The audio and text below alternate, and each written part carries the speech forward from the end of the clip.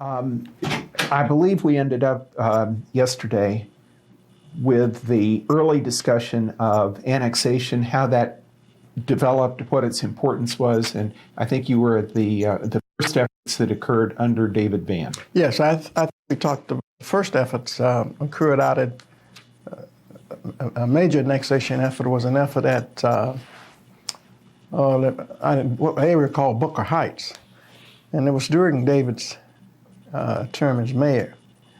He had talked with me about his vision of Birmingham becoming a major port. David thought that the only way that would really come to fruition is that the city of Birmingham would have to take the lead in it, and that the city of Birmingham was probably the only government with that interest and perhaps with some resources to make it become a reality. If we were going to do that, however, it meant that we wanted the property in the city, so we could sort of control it and the benefits of whatever the investments were. David's vision was that we would build a significant industrial park out at Birmingham, which would go a long way towards making Birmingham a major economic port that had a real impact on the city, since you can go out of Birmingham and many companies ship out of Birmingham today on barges and go right into the Tennessee-Tombigbee River. And of course, that gets you into a major waterway that can take you right on down south into South America if you want, or you can go north. So David's first plan was to find a way to annex property, picking up at Birmingham's boundary, going out in the direction of Birmingham, and finding a way to annex unincorporated property into Birmingham. He in his research, he had discovered that there was an old law in the book put on in the early 1900s for tax-exempt annexations. And it was only for cities like Birmingham, whatever class we were. I don't remember we were a Class 3 city, but the legislature had passed it for Class 3 cities.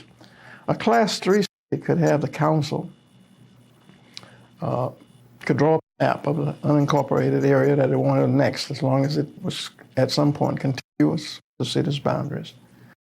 Have the council to call an election, pass a resolution, calling an election in that area. The only people on a tax-exempt annexation, the only people who voted were the people who actually lived on the land, not necessarily the owners of the land, but just the people who lived on the land.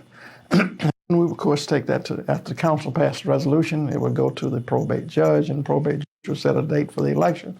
We'd hold the election if the majority approved and property was annexed for 10 years, and for commercial property, maybe 12 years. They paid no property taxes, and we only had to give them police and fire services. Now, David had decided, and I think he was right, that most of the areas, if they were annexed, would want full services. And there was a section in the law that allowed them to waive that tax exemption and get full services right away. And so after having the first really major push for that was, as I said, Birmingham. And the way we were going to do that was by including a small black community that called Booker Heights. It's out in that particular area that is unincorporated and needed fire services, police services, and others. And because I was pretty well known as a black councilman, I could go to Booker Heights and talk to them about it and explore their interests. And that is what we did. And of course, they wanted to. And we set about to set up the election.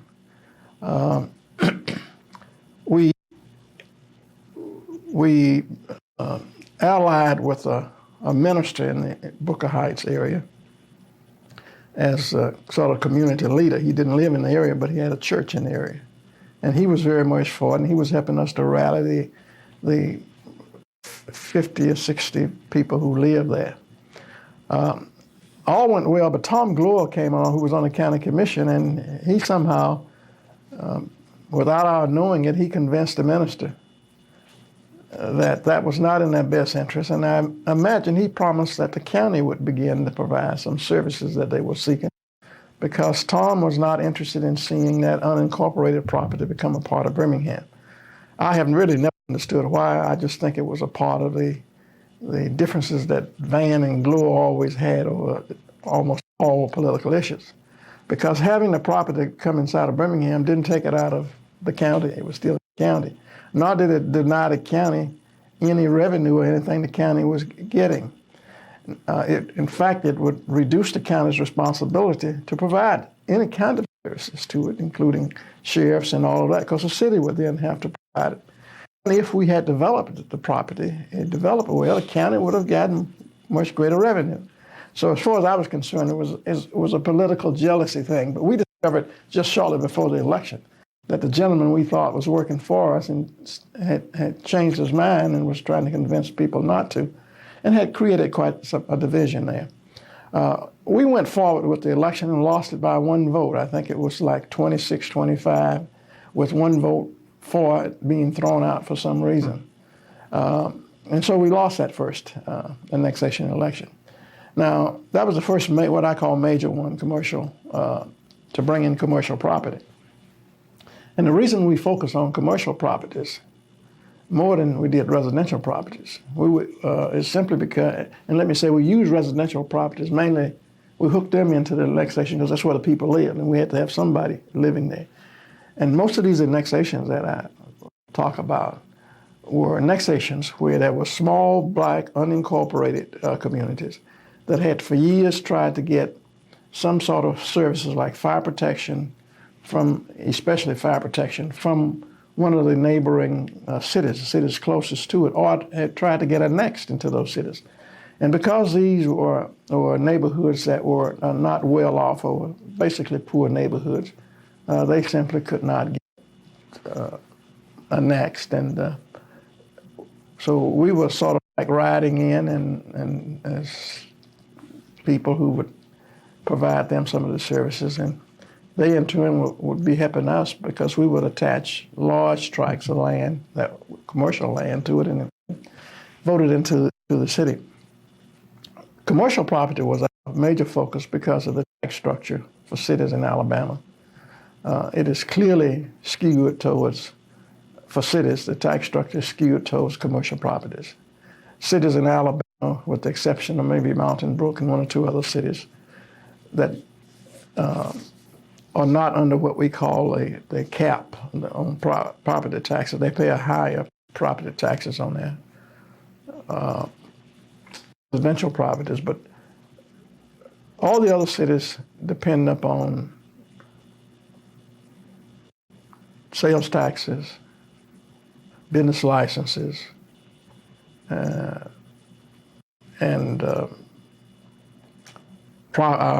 occupational taxes and things of that sort. In fact, the city of Birmingham, for example, gets about 70% of its revenue every year from three sources: occupational tax, sales taxes, and business licenses. So clearly, your tax base in cities is skewed in Alabama towards having commercial properties. If you don't have commercial properties, you don't get jobs. You don't have jobs. Nobody pays occupational tax. You don't have businesses. Nobody buys a business license. You don't have businesses. You don't make sales. You don't get the sales taxes. So that was all a part of the planning of why we were looking at commercial properties in order to help Birmingham to develop economically. My recollection at the time is that the media and many of your critics saw this as a ploy on your part to increase the number of black residents and strengthen your political base in the city. That is then a misreading of your motives. Totally. We started it out, first one, for example, the one in Booker Heights. I was not even mayor at the time. David Van was mayor. But if you look at all of the annexations we made, we probably, especially if you exclude the Roosevelt City annexation, we probably didn't bring 3,000 people into the city.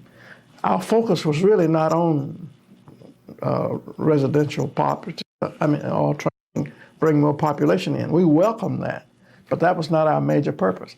Our major purpose was to strengthen our tax base by annexing commercial properties that had not been developed, and then using the resources that the city of Birmingham had to provide incentives to develop those properties. We could come in and offer people certain, first they had a tax break. We might come in and offer to do streets if a developer would go ahead, to help with the sewer development. And there was no other city or no other local government that was doing that. So that was what our focus was. Now, we had done a tax-exempt annexation also under David Van's administration earlier, but it didn't focus on commercial property. David had come up with Airport Hills, which was a larger residential area, and they had wanted to come in the city. He had called an election, had the city council call an election, and that was a tax-exempt annexation, but it was largely just to get those citizens in Airport Hills into the city without going through the more convoluted annexation procedures, which are so archaic. It was very difficult to pull it off. So we had used it out in the Airport Hills and brought in largely a black residential area under David's administration. Well, when I came into office as mayor, I continued to consult with David on a regular basis. Of course, shortly after my time as mayor, he came back to work in the law department. And his major responsibility that I asked him to take on was working on annexation, identifying areas that we could annex that had great economic development potential. And so we pulled off some major ones, which today actually provide the foundation of Birmingham's tax revenue. We first went east because there was going to be a racetrack. There was a vote for dog racing in the city of Birmingham. And we wanted that track in Birmingham. So we went east using that process, and we annexed the property out near the dog track. We used a neighborhood out there near Trussville, a predominantly black, unincorporated neighborhood that had been trying for some time to get Trussville to give them some services, and it would not. We included them in the annexation. They were the ones, their votes brought that property in. So we got the property where the racetrack was being brought in that way. Then David drew the plan so that we would go further east, out beyond the track, annexing property, and the real dramatic move was he made a decision that we would then move south through a corridor of unincorporated land property and into Shelby County, and the next property in the Shelby County. Well, we were already getting howls of criticism from suburbs and others. They said we were land grab, and they said all kinds of things.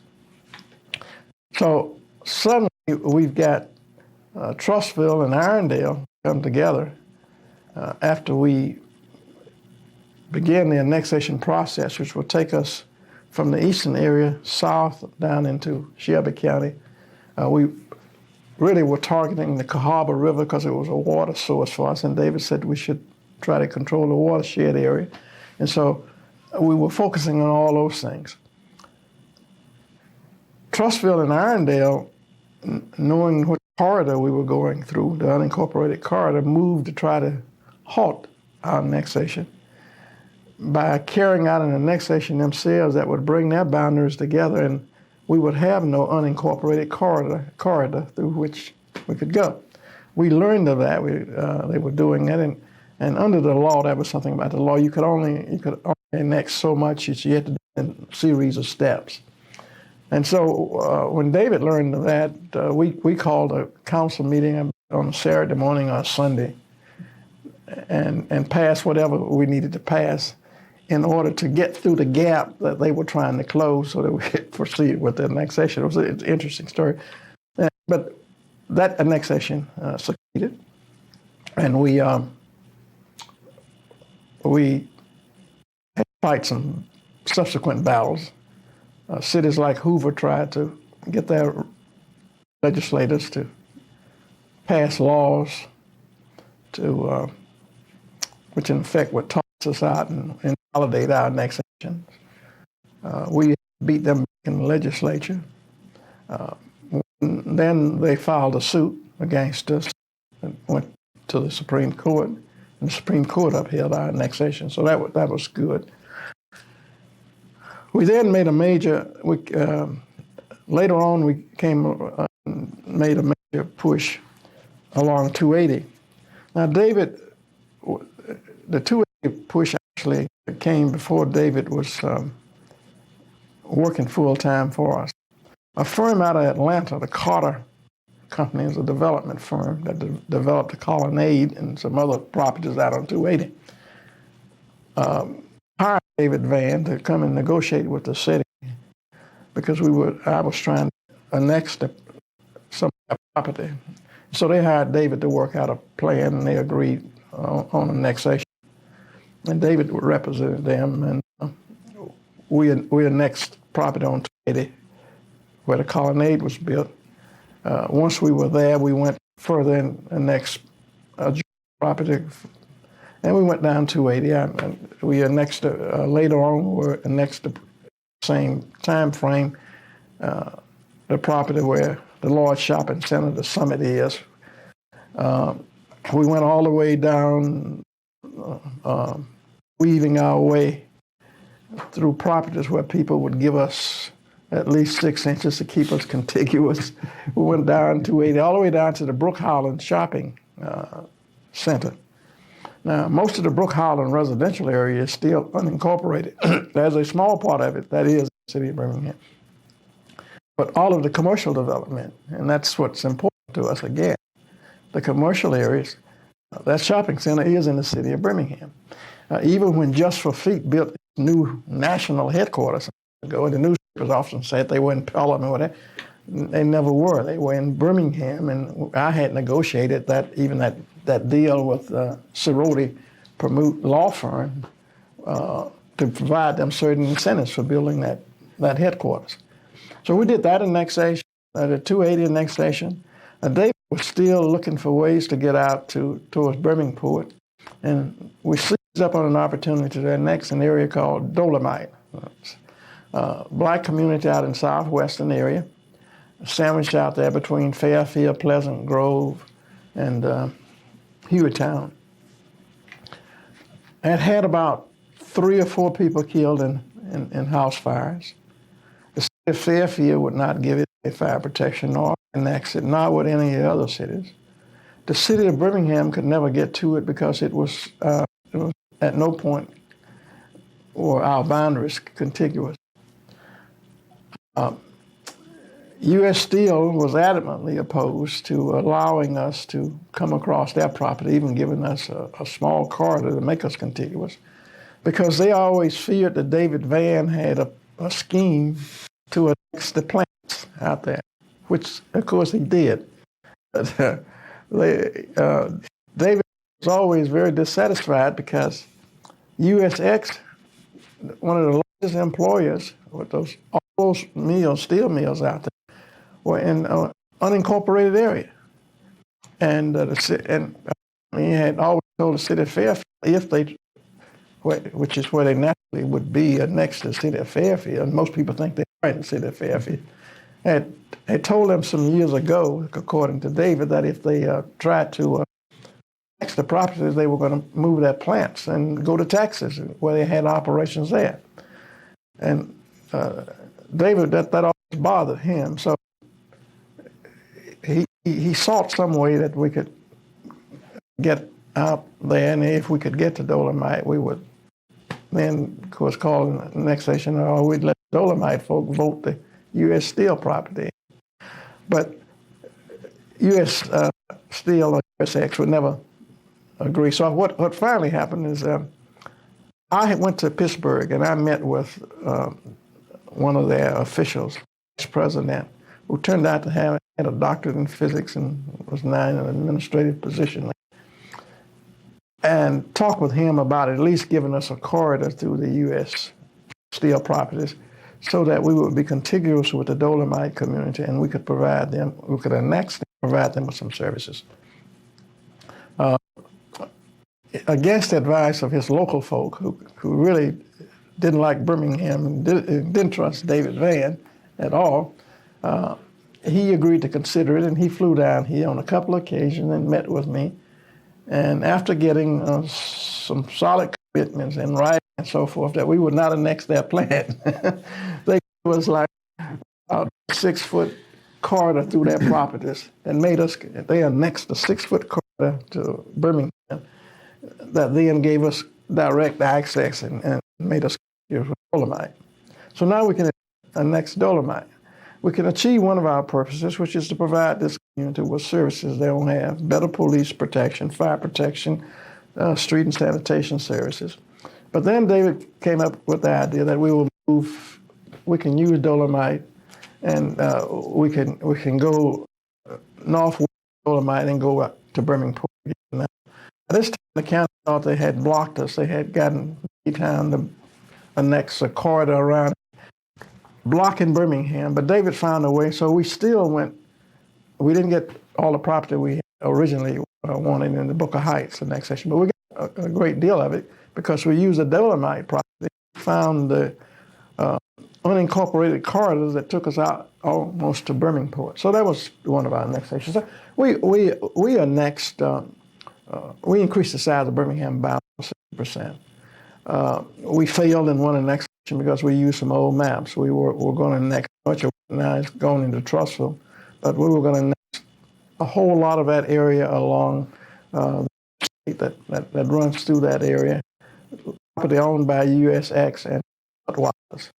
We put it all in a call, and one of the mistakes we made, David recommended, and he and I debated it. I finally gave in to it. We annexed the high school that was there. And of course, that was a very sore spot and really got the people upset. And then lo and behold, about a week or so before the election, we decided David and Bob Land would ride the area and look at it. And lo and behold, when they got out and started looking at the area we were called annexation, and which we expected to win because we had a small black community sitting right there on Trussville that Trussville had refused to annex, and they wanted services again. I worked with a black minister there, and I had lined up all those people. It was about 20 families, and they were all going to come in and vote, and we had the votes to annex all this property. But in riding out looking at it, they discovered that there had been a number of multifamily units built on some of those properties. All the residents were white, and we had used old maps that didn't showed that property was still undeveloped. And of course, we lost that election because, first of all, the people were up in arms, particularly at the city of Trussville and White Lands and all, and Mr. Tutwiler, and they routed those people living in those apartments to come out and vote. And they said on that day of the referendum, they served hot dogs and teas at the voting place and all of it. And of course, they gave us a drubbing. They beat us like about 100 and something to about 20. So that was one big one we lost. But most of them we did succeed in carrying out. And I would close this point out by pointing out that the tax structure of Birmingham today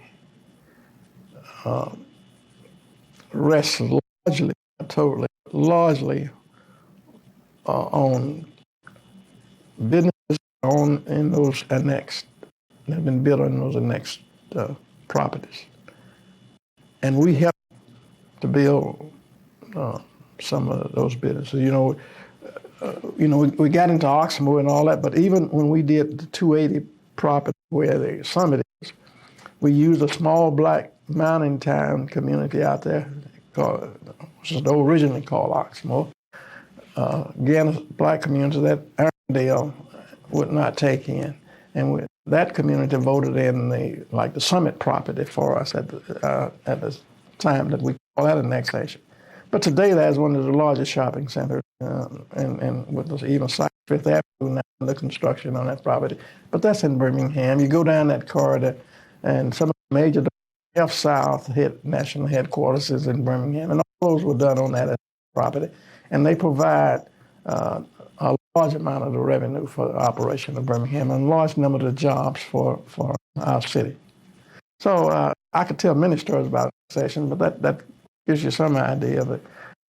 The major annexation. We did annex some small towns, and we didn't, and solely for the purpose of providing them with some services. We did Roosevelt City and didn't bring in any other properties. We just brought Roosevelt City in, and we did a little town called Brownsville because they were going broke and they wanted to be annexed, and we annexed them. But our major annexations were those huge plots of land that we've talked about. You describe a relationship with the man you defeated in 1979 in really quite a remarkable way, that apparently you and he were able to work very closely with one another on important city projects after you took office. And he brought an expertise to your administration that was probably unavailable anywhere else, I would think, that arcane topic of annexation. I would think that's almost unique in government and politics, to have the winner and the loser function so closely as a team. Did it strike you that way at the time? And did you and David ever reflect on the irony of your careers?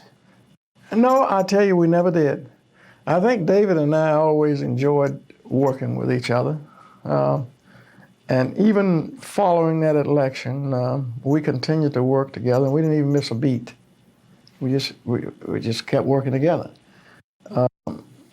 For David, it satisfied this great yearning he had to be involved in municipal government. It was good for us because he was perhaps the most knowledgeable person in municipal law that we had in the state.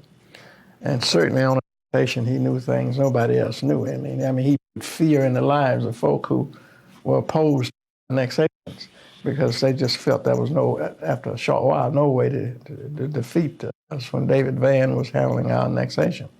But we remained close political allies and friends up until the time David passed. I mean, we would sit around sometime and reflect on things that had gone down or talk about things that were happening. I would go over to David's apartment and we'd sit there and talk.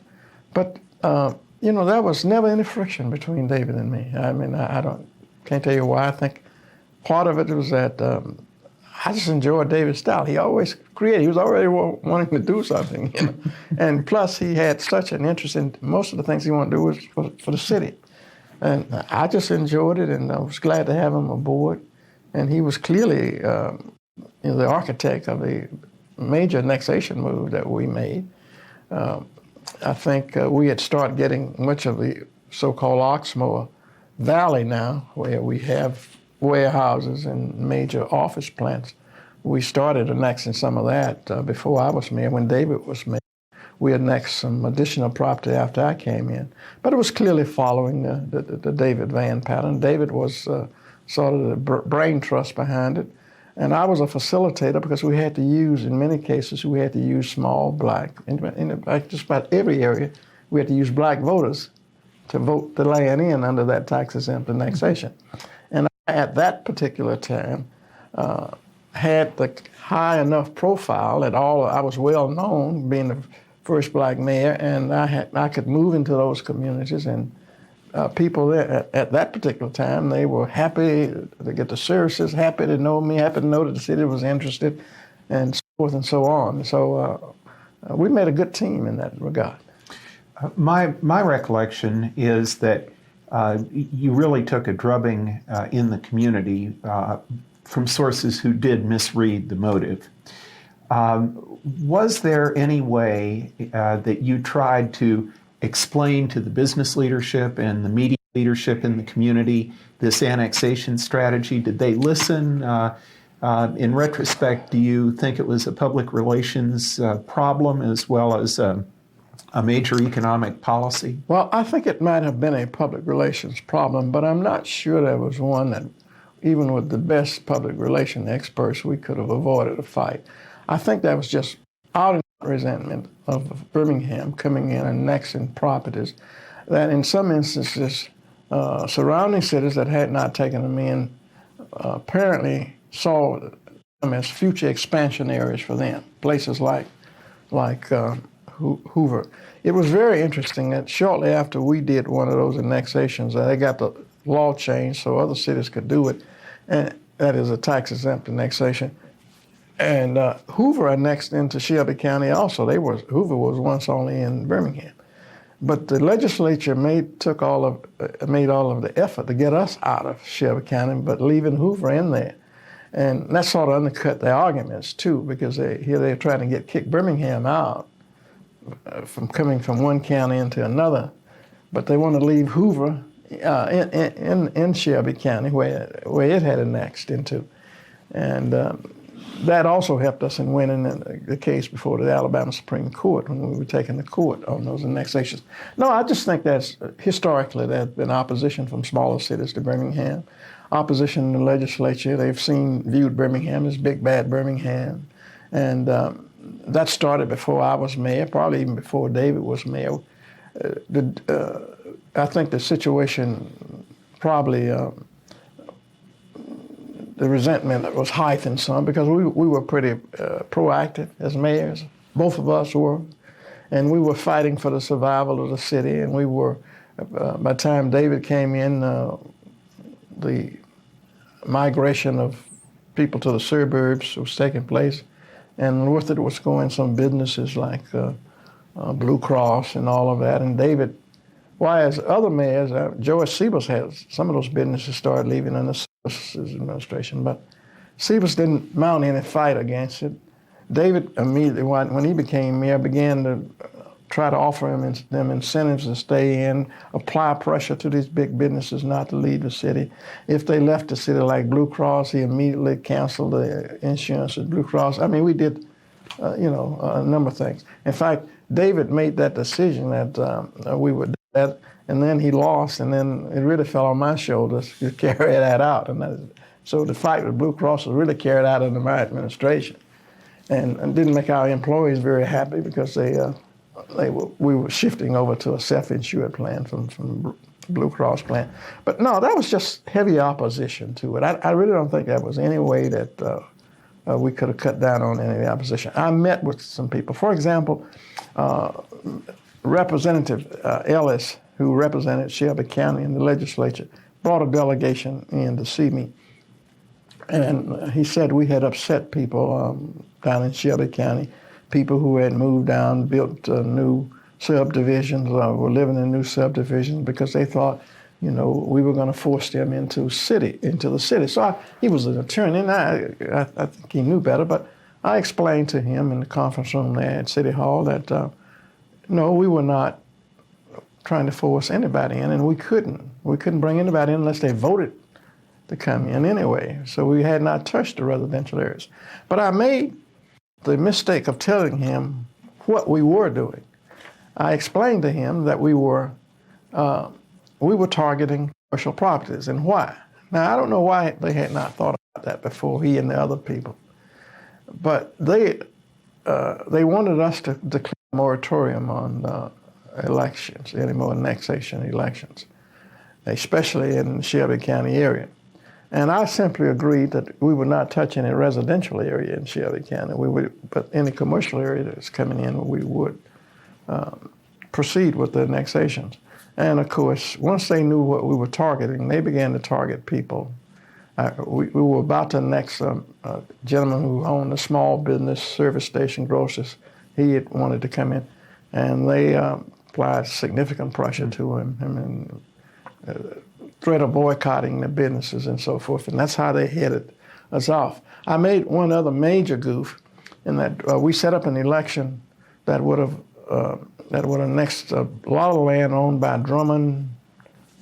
It's now called Liberty Park, but by Drummond, USX, and whatever that company, Liberty, whatever the insurance company is. I forget the name of it. But it was a large local one, Frank Sanford's Liberty National. Liberty National Insurance Company.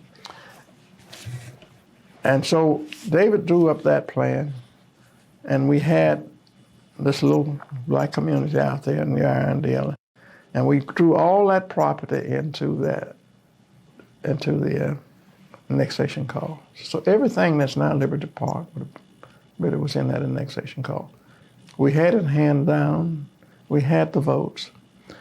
I started meeting with the representatives of those three companies, and they began then to unveil the plans they had for the development of Liberty Park. And they were, of course, going to build these homes, which eventually they did, these very expensive homes.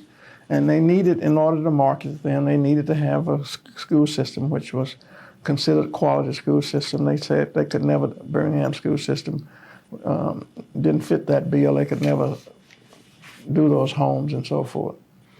And what they did in a series of meetings with me, and I probably should have been accompanied by somebody like David, but in a series of meetings with me, they cut a deal with me where they would put the commercial properties in Birmingham. We would leave the residential properties, the properties that they scheduled for residential developments out.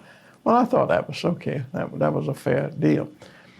To show their good faith, they annexed, I don't know, like 50 or 60 acres of commercial property into the city right away. And they annexed another small commercial piece where they had some commercial businesses on, just small businesses.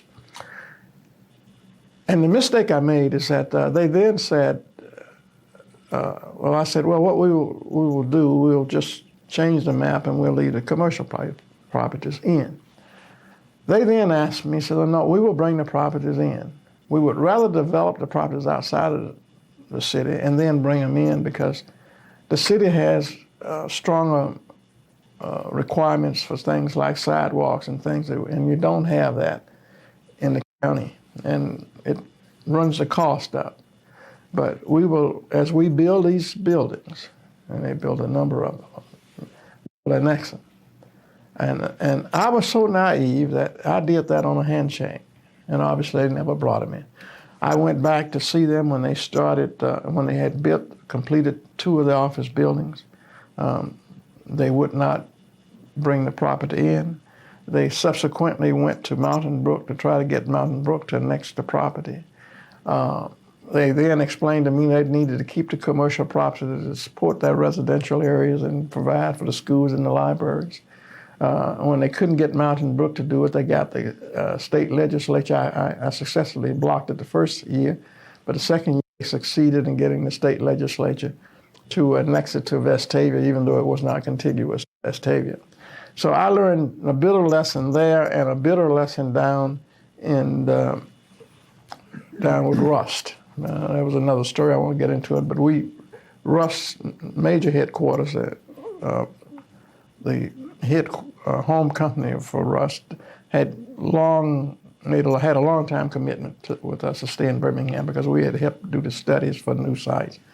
And again, just on the word of the local director, Mr. Rosendale here, one day he called me and wanted me to send a letter to his national headquarters saying we didn't object to their moving down on 280 and property that is owned by a real estate firm down there, and that they would annex the property to the city as they built them.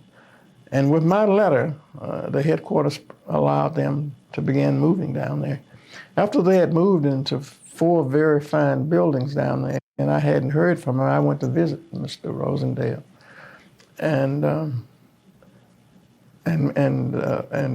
of course, also Daniels was the developer and was a part of the agreement.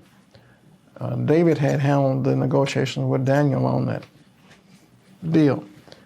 Rosendale refused even to talk with me about it when I went to his office. I mean, it was sort of rude, frankly. And when I went to the Daniel folk to talk about it, they said they couldn't bring the property in because they were being pressured by the Shelby County Commission, and so forth and so on. those were two occasions where I was a terrible business person because I assumed that these people, that their word was good. And I learned from that in doing a business deal, you bind it. Those two deals, which should have gone through, and my goodness, I mean, it cost us millions of dollars every year that we don't have. Those are major areas here in this metro area right now. You mentioned Birmingham schools in relation to the residential developments. What, as you look back over your tenure in public life, what comments would you make about education, the importance of education, what was done or might have been done, and certainly any thoughts that you have about education in the future in Birmingham? Yeah. Well, I think the greatest failure during my administration was that we didn't put enough emphasis on pushing for the improvement of education. It's a sort of tricky thing to do, in a sense, that education in public schools here strictly under boards of education and so forth. But I don't think that any superintendent, had I gone to them and said, look, we were giving schools, we built some new schools, we did some renovations. Every bond issue we did, we went to the Board of Education and said, don't you want to be included? And so we must have done some elementary schools and some other schools and provided renovations, but there was no major infusion of money into the capital program for schools, and the school facilities were steadily deteriorating. I don't know how much we could have done about the educational program, the academic program. I think the mayor's office could probably have been a bully pulpit, so to speak, and we could have undergirded that posture of a bully pulpit with city money, as the city is now beginning to do. They only started that major effort just shortly before I left office, a $200 million program. But we didn't put enough emphasis on it, frankly, and I left it sort of to the superintendent and the board, and I was responding to what they asked of us, and they asked very little of us, to tell you the truth. And all the while, the quality of education was going down. This urban flight, of course, played a role in it.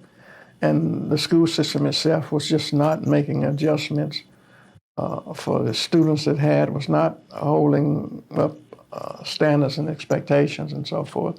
And city government wasn't prodding or pushing in those particular areas. The school system was just a troubled school system, a deteriorating school system, with declining student performance and all those kinds of things. And I never, as mayor, I never tried to pull together any kind of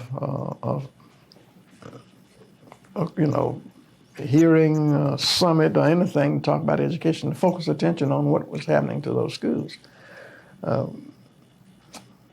It was only after Johnny Brown came here and began to push, and I had a few conversations with him, it really dawned on me that we could have been doing more. And he was a superintendent who demanded a lot of accountability. He came in demanding accountability of his staff and his teachers. And I liked that very much, and I was happy to try to join him to help provide some resources for the capital improvements. But that was one of the major shortcomings of the 20 years I was there. We let our educational system just deteriorate. And I really didn't think it through. I hadn't gone to schools board or superintendent suggesting that we do many things. I had gotten involved when they had a fight over firing a superintendent, and of course the newspapers had said, don't get politics into the system, and I ought to keep my nose out. And I used that as the excuse for why I didn't do anything, but quite frankly, I didn't see the bigger picture, even being the fact that I had come out of higher education. And I'm dealing with all these other issues, but I'm not really pushing in the education area. And I think we pay a price for it. We were late coming to it. And, now we're trying to rebuild a system. It'll take years.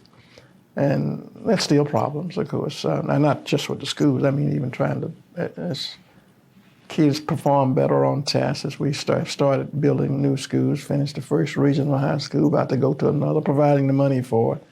We got a teacher union that's very unhappy. They're unhappy with the superintendent, and there's a move afoot, I think, to they'd like to get an elected board, so hopefully they could get a majority on the board and they could fire the superintendent.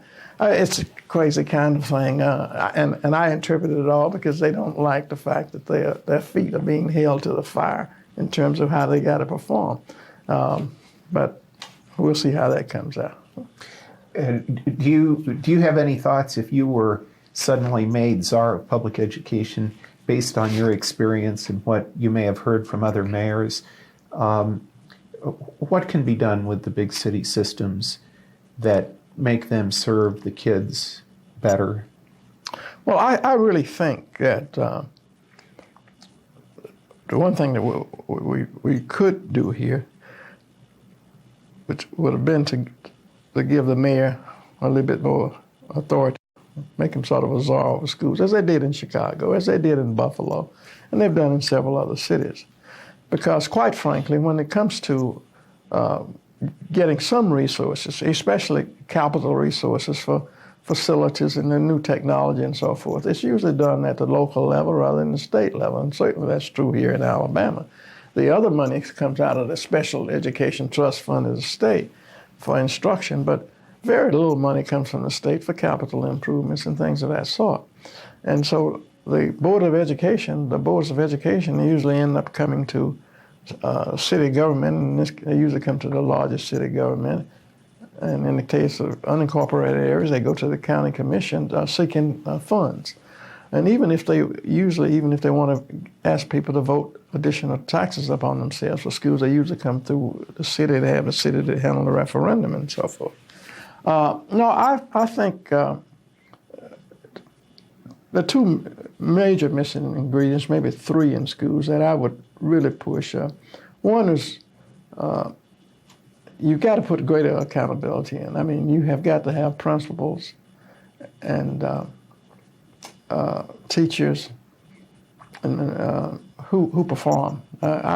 I saw that when I went to the schools, when the school got in trouble over a lunchroom program, and I went over and started trying to help and get involved and work it out. And then I saw how poor the management was in the whole system. So at the very top, that's just serious problems.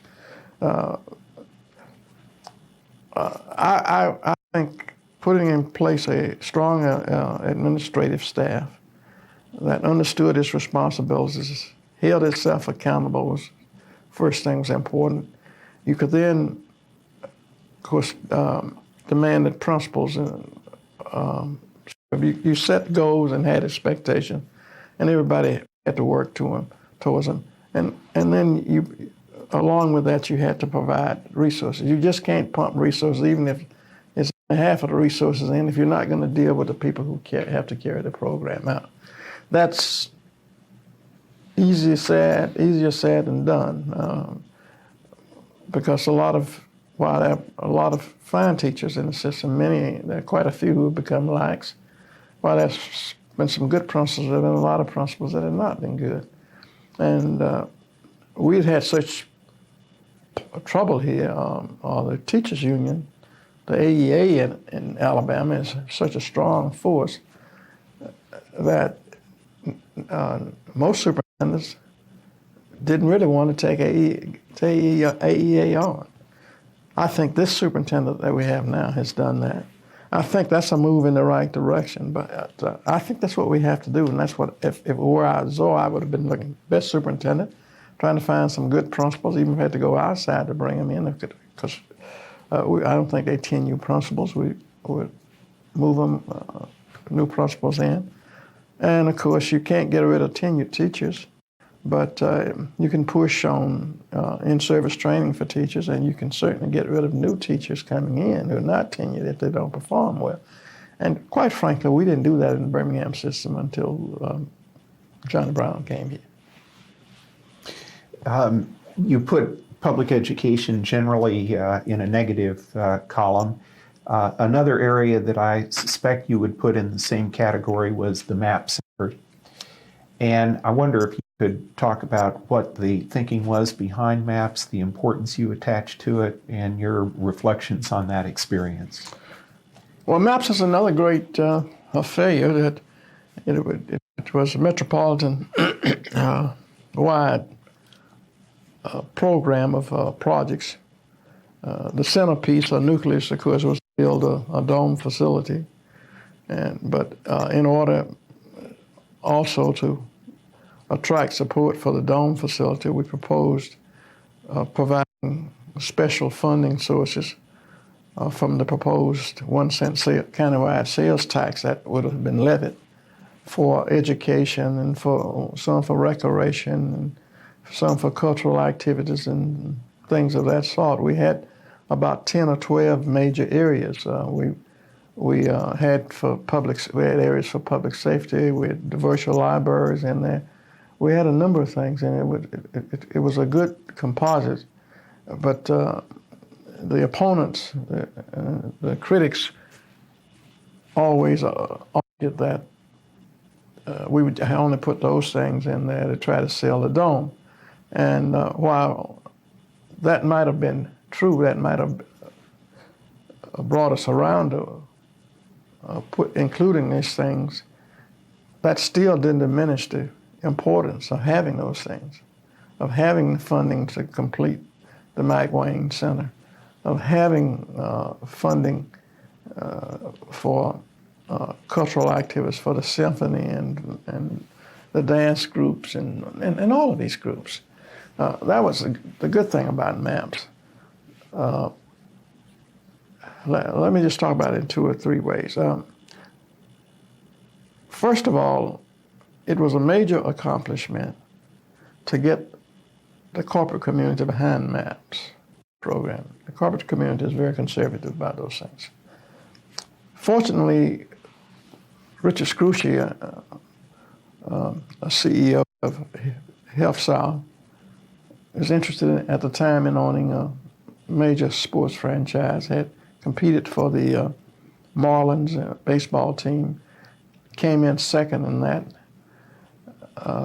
had been offered by the man who was given the franchise some significant share of the stock in it, but as he told me, but had decided that he wanted to be the major stockholder in any franchise he participated in. And so he was interested in putting together a group and trying to bring a franchise to Birmingham. And to do so, of course, he needed the dome.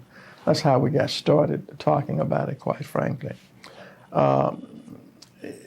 There were a lot of interesting discussions because he wanted to put the dome in Pelham or somewhere way out, and he made arguments about land cost and arguments about how much parking there would be and a whole lot of other things.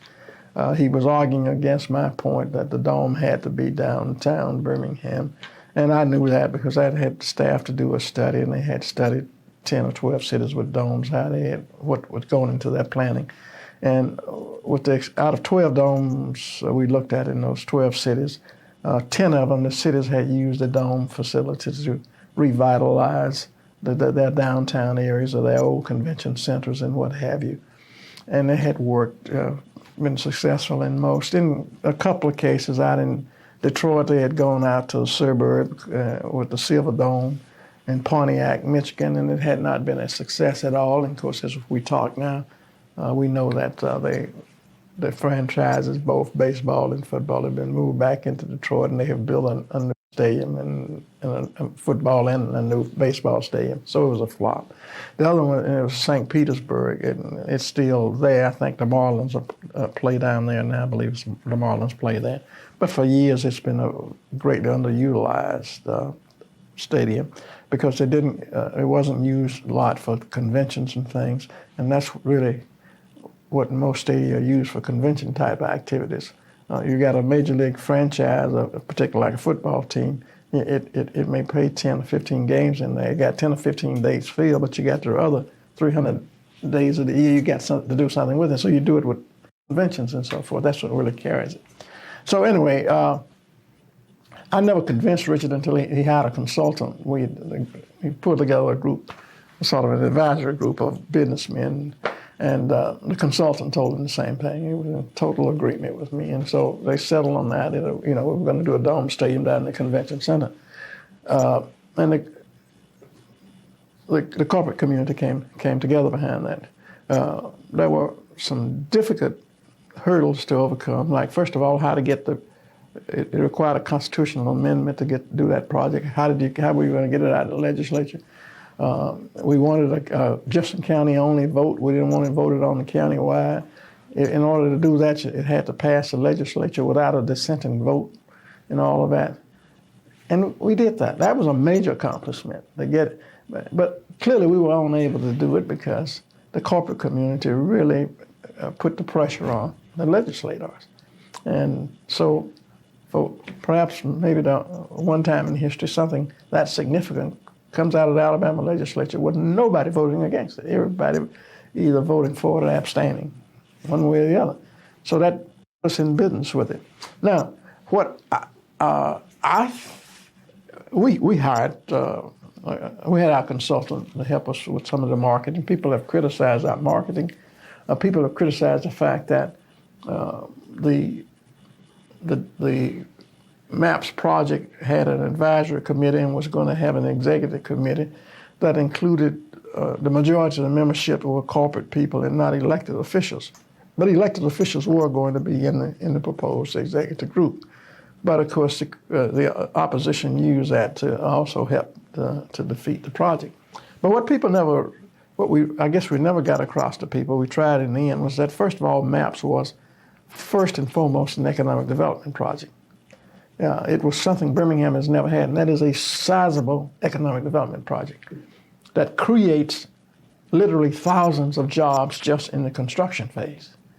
And then after the construction phase, it would create a less number of jobs, but it would make us competitive. We never convinced people that this is job creation, and the quality of life starts with jobs. If folk don't have jobs, they can't have a good quality of life. And they don't have jobs, they don't pay taxes. They don't pay taxes, we can't build good schools, we can't have fine recreational facilities. We can't have all these good things we talk about, we see in other cities and wonder why we don't have them. We have to make an investment. And so we had asked people to approve the MAPS project with a 1 cent countywide sales tax.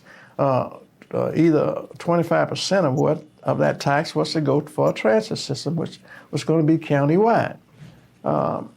We tried to hammer that home towards the end, but we didn't succeed. We also the second thing that MAPS was important about MAPS that people never really understood, and it was, quite frankly, a backdoor way to promote intergovernmental cooperation, because under the MAPS program, we set up pools of money for the police department, and the way it was structured, all the police chiefs had to sit together and determine how we were going to use that money. We put in money to have a county-wide communication system throughout the county, one communication system that would be paid for by the MAPS money. All of the crime-fighting programs would have had to, instead of having 30-some-odd different crime-fighting programs, with every police department having this program, under the MAPS program, using as a magnet the pool of money generated by MAPS that's set aside for public safety, all those police chiefs had to sit together and plan together and implement the program together. So it was a way to bring about cooperation. You had to do the same thing in every area, whether you were talking about parks, even for the schools. They said, well, there wasn't much money in there for schools, only $75 million they were going to be in. That's true, but that was more than the school systems here in the county was getting from the state. The state was doing a $500 million bond issue, but when they got through splitting the money up among 120-something public school systems, we didn't have anything. But it would have even made the superintendents had to plan together. The fire departments had to do that. So that the other thing we were doing, sort of, as I said, backdoor way, we were forcing some intergovernmental cooperation, which is badly needed here. and we were starting it on a regional basis. And MAP would have done that because one of the conditions we had put in was that we set aside the pool of money for these different projects, but it has the advisory group on spending it has to be the chief officer in that particular area from each one of the governments, and that's what we were doing. But anyway, it failed. We were attacked by the opposition. First of all, Scruscia was attacked. We were building a stadium for Fat Cat, who ought to build his own stadium. Same arguments you hear all the time. Second thing was there was a grab by King Richard in Birmingham, because Birmingham was going to get most of it. The Dome Stadium is going to be in Birmingham. I got some very critical letters from some suburban reps and from the mayor of, like, Trussville wrote me a letter like I thought they wrote back in the 1940s. And I still have that in my file, in which he said all kinds of negative things about Birmingham and why they come to the crime center and ought to call it Crime Dome, and a number of things. I mean, they riled the people up. And so by the time it came to a vote, quite frankly, it was a suburban, inner city issue. It was a black-white issue. And all you have to do is look at the outcome of the votes. In the city of Birmingham, especially in the black votes, there was boxes, there was 70-some% vote for maps. But in the white boxes, even in Birmingham, we got only about 20-some% votes for maps. And in the suburban areas, the turnout was terrific. I mean, a large number of people, more than voted in the presidential election, voted in the suburban areas, and they voted 99% against maps. And of course, that killed it. Now, doing the post-mortem on it, people say all kinds of things. But in my opinion, Birmingham is just a city that has consultant after consultant, national consultants have told us through the Metropolitan Development Board, the Chamber of Commerce, Birmingham is just a city that is adverse to risk and change. It does not want to venture out enough to take the risk that other cities take to do things. We have too much of a status quo city. And I'm thinking, our history tells us that. I mean, if you look at where Birmingham was among the major cities of the Southeast, going about 1948, and then you look at where we are now, you know that the other cities are doing some things economically and otherwise that we're not doing. And they're doing them better than us, and they've surpassed us. You framed the discussion of maps partly in the context of intergovernmental cooperation, and you spoke about Birmingham and being a diverse city. I assume you mean the metropolitan area as well. Yeah, I speak of the metro area, yes. My recollection is you are one of the very few public officials who has said over the years that you would support a consolidation of local governments or some major restructuring of local government. There hasn't appeared to be a base of support for that. What are your reflections and what have been your experiences with governing the central city of a rather fragmented metropolis? And what do you see as the possibilities in the short run for overcoming some of that fragmentation, if there are such possibilities? Yeah. Well, suburbanization has been a very destabilizing force for Birmingham, which is a major city and so-called mother city or inner city. And the reasons are fairly obvious. We've lost most of the middle class to the suburbs, and with it have gone a lot of the jobs and so forth. Even though we have worked hard to create jobs and have been very successful in that area, suburbanization is still a problem for us because there is really no cooperation. For example, the city of Birmingham was its lower per capita income compared to the suburbs. Still provides most of the amenities, whether it's the zoo, the botanical gardens. We are the major governmental contributor to the symphony. go on and on. We, the one government that tries to provide air service for this 10-county area, and the affluent governments around us, the Hoovers and the Vestavias and the Mountain Brooks, sit by. Their governments do nothing, contribute absolutely nothing. They enjoy all the benefits, of going to the symphony, some of the cultural things. That's an inequity that should not be allowed to continue to exist. And I've just a sense of not only fairness, but a sense of what it takes to keep a metro area viable. I have tried to diplomatically point that out to a number of the mayors, that we just could not continue to do this by ourselves, and that we had a much lower per capita income than their cities had, and yet their governments are contributing nothing to these amenities, which are absolutely essential for a viable metro area. Of course, as I said, we did not get very far with that particular argument. I have participated in a number of conferences that groups like 2020 has sponsored, with elected officials from metro area. And the talk's always good, but it never gets beyond that. I think for many suburban governments, there's also a political problem that they see. And they feel that cooperation with Birmingham somehow it threatens them politically, because their perception is that it is not the thing that the overwhelming majority of voters in that area want.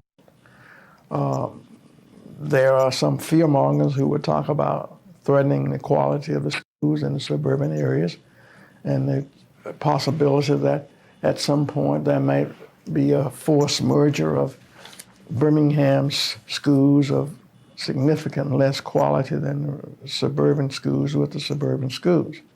Now, that argument is perhaps the most frequently used argument that I hear. But the truth is that I think there is, and of course there is the political argument. Suburbs, even in the legislature, are represented by Republicans. Birmingham is represented by Democrats. There is the racial gap. The legislators from Birmingham are black, and those from the suburb are white. So white Republicans, black Democrats, are black in the city, and overwhelmingly white suburban areas, are ringing it. And all the old problems that we have struggled with that are related to race over the years still play out in some way, really, in even these discussions.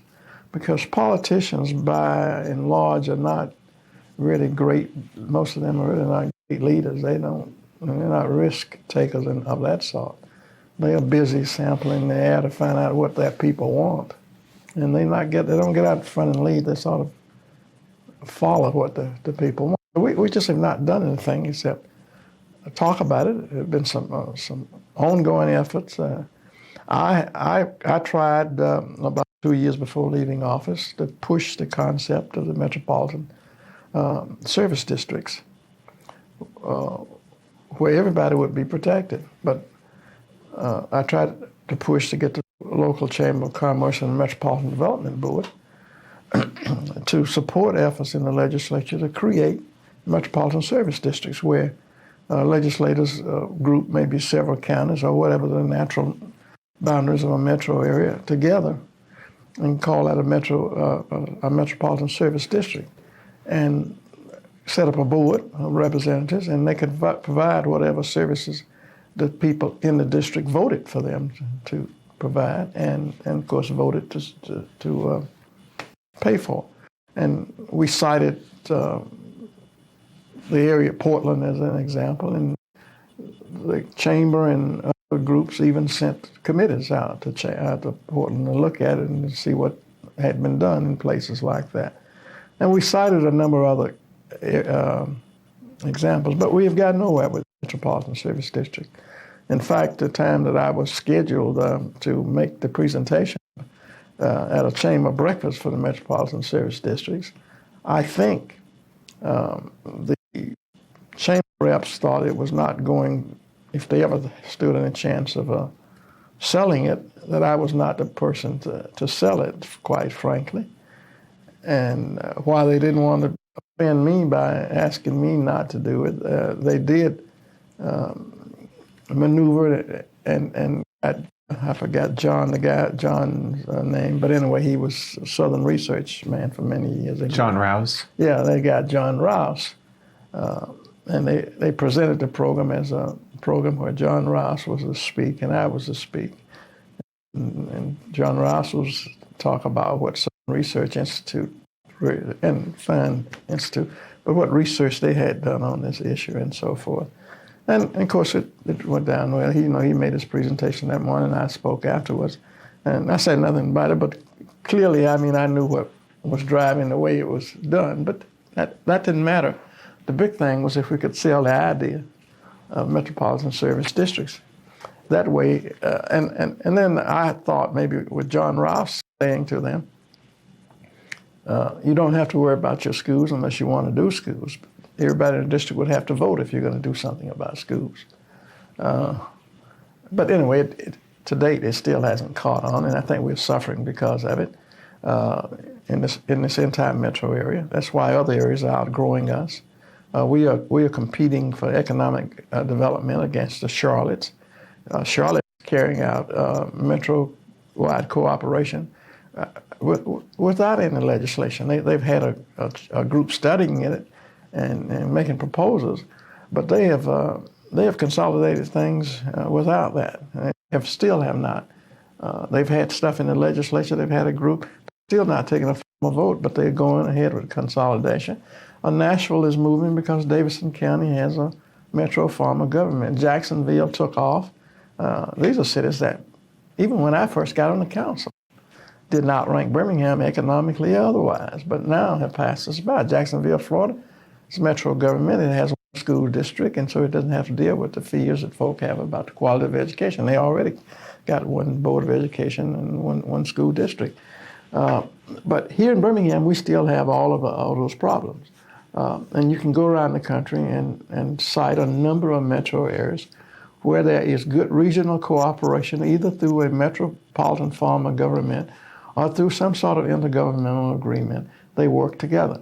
That gives them an advantage when it comes to competition, when they're competing with Birmingham. What we are doing here in the Birmingham area, when we compete for jobs, what have you, quite frankly, there's only one government that's really out on the forefront fighting that. Now we have the help of the Metropolitan Development Board and to some extent the Chamber. But for a long time, you have to remember, up until maybe 5 years ago, the major funding for even the Metropolitan Development Board was coming from the city of Birmingham, not from other cities and not from the business community. Thank goodness that has changed, and the business community has now stepped in and play a much more active role in funding the Metropolitan Development Board. But I make the same point. I just reiterate that the suburban areas who have been getting the growth, and much of the growth has just not been regional growth. It's just been a redistribution of jobs and things. It just moved folk out of the inner city, so to speak, or the central city, out to the suburbs. And so they say, we're growing. That hasn't always been the case. Indeed, there's some growth. But you look at your net growth in terms of what's happening in the region. Regional cooperation is a serious problem, and we have to, it's a negative for us. It's been pointed out to us by everybody. The Metro Board brings in, and the Chamber bring in a nationally known economic development consultant group. They bring them in every 4 or 5 years to tell us what we ought to do and what the problems are and how do we compare with a dozen other cities in the region. And they tell us the same thing every time. They compare where we are in education in all those areas with those cities. And then they tell us the same thing. We got to improve our education. We've got to venture out and take some risk. They strongly endorse the MAPS program and things of that sort. But we just haven't been able to succeed in getting people to understand that. And you're not support. optimistic about any major change in the short run? Unfortunately, I'm not. I just do not see it. There are some people who are working hard on it, but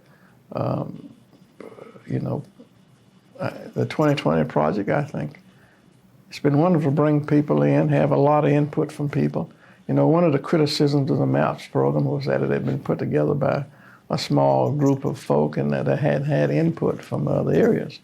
Well, they've got a 2020 program going now, and I think they've had plenty of input from maybe a 10-county area. Folk have said, this is what we prefer and this is what we prefer.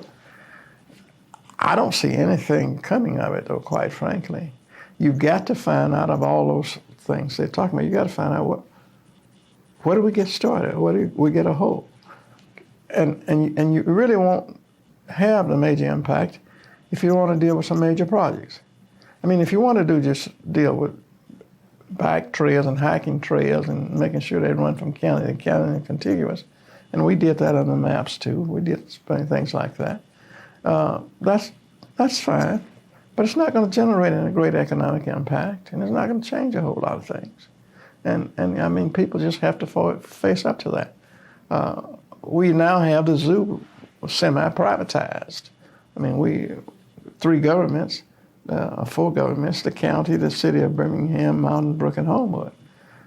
I've worked on that years and years. I finally pulled it off, but only because of the strategic location of the zoo and the fear about what's going to happen if we indeed ever succeeded in moving the zoo to a new site, as it had been proposed 2 or 3 times.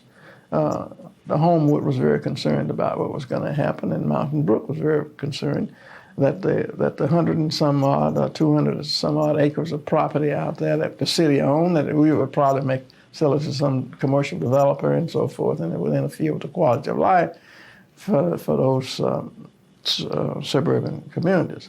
And that is what eventually brought them to the table, and we were able to hammer out some agreement where we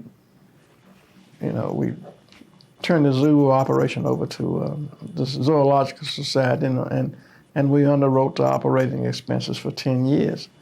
So I hate to be so pessimistic, but I just don't see anything happening here. The attitudes have not changed. We couldn't get people, we couldn't get people to see the tremendous impact of having a countywide transit system, a true quality convention center with a dome stadium in it, just to look at the economic impact that's going to have. How many jobs are going to be created as we try to build the transit system, build these facilities, and build these trails, build a new Olympic swimming facility. All these people we could just never get them to look beyond, the ways we've been doing things and what social problems they imagine these things would pose for them. And we've got to stop being a status quo metro area. That's all I can tell you.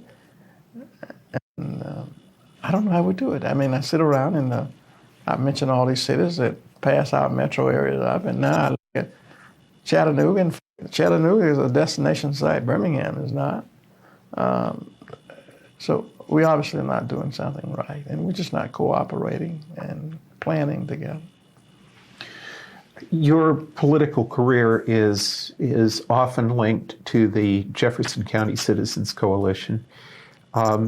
Could you talk about its history, how it was organized, what it did, and your thoughts about the coalition as at the time you left office and its continuing role in local government? Yeah. Actually, it's an outgrowth of an effort to leverage black political support for an upcoming bond issue. Is how it really started. I think I believe this was during the Van administration. But anyway, we were about to vote on a bond issue, and I looked at past bond issues and voting on them. And it was very obvious that bond issues that had passed in Birmingham in the last 10 years, since the mid-60s anyway, had passed because of the support from black voters. And you could not find a white box, a predominant white box, where the issue had ever passed, except for building a jail. And I saw that right away. That's not to say that no whites voted for the bond issue. It's just when you took the box as a whole, if it was a predominantly white box, every one of them always voted. They voted against it. They were much more conservative about it. They voted against it, even when we said there were no new taxes involved. We could issue the bonds using the current taxation. They still voted against it. And so all of the bond issues that were passed, and we had several that were passed, and they were significant efforts to do things from street, other public improvement projects, library, and things of that sort. They were passed on the strength of black voters. Now, also on the bond issue, I noticed right away that only about 20% of folk were bothered to vote, period, on the bond issue. The turnout was always small. So anyway, noting that, I called a meeting. I was a council member at that time, but I called a meeting of all the black political civic leagues and groups at 16th Street Baptist Church, and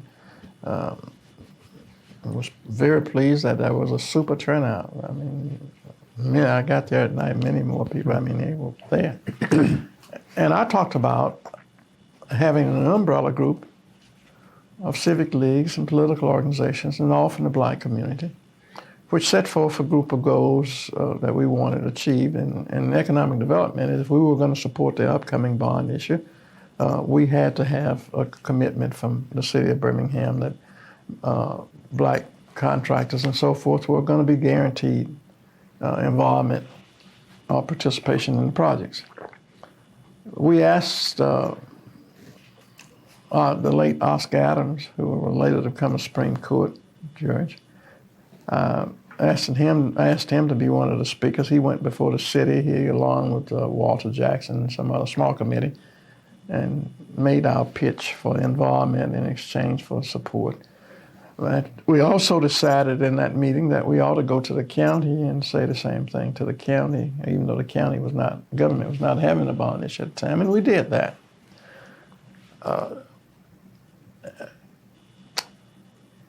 So it started out well. The city of Birmingham, we were well received there. The black vote was very pivotal in the bond issue. I think they recognized that. They appointed a committee. In fact, the reason I can't tell what David was 75, this was 76 probably when this was happening. I think he may have just become mayor. But anyway, we got a committee. I know Van attended some of the meetings with the black groups committee down at 16th Street Baptist Church. Van, Russell Yarbrough, and I don't know who the third person was. But anyway, we met and we talked, and of course there was general agreement, nothing binding or ironclad, but there was general agreement that we would definitely see that the projects that were carried out or implemented with the bond funds included black participation in it. I mean, that was, in essence, what we did. And that was good. But in the meantime, what was happening with the black groups is that David Hood, who headed up, was an attorney heading up what was then the most influential black political organization called the Progressive Democratic Council, and which was an arm of the Alabama Democratic Party, became disenchanted with me because I had chosen Oscar Adams as the lead spokesman to go before these different groups. And that's what they said the problem was. And the The reason was for their unhappiness was that Oscar Adams was a Republican. He was. He was one of the few black Republicans. Blacks were largely not associated as Republicans, but Oscar had come from a Republican family. His dad had been a Republican way back, and so their family was Republican. And the Democrats, all of a sudden, the black Democrats didn't like the fact. In fact, what they did was invite me down to, it's now Best Western, but it was called a Holiday Inn at that time in the Civic Center. And there I met with Bernice Johnson, who was a member of that group. I was a member of that group too. But, and David, and I think they had already decided that they were going to disassociate themselves from this umbrella group, which we were just loosely calling some sort of coalition at that time.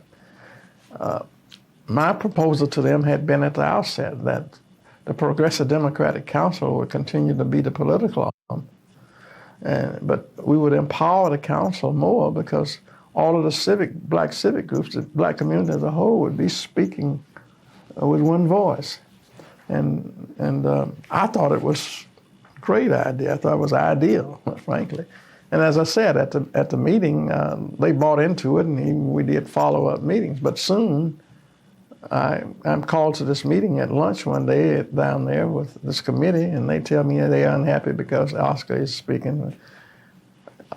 And I said, you know, it doesn't seem to me it's that important. We're talking about issues that transcend these political boundaries. And they said, no, you know, we're Democratic and we don't want a Republican.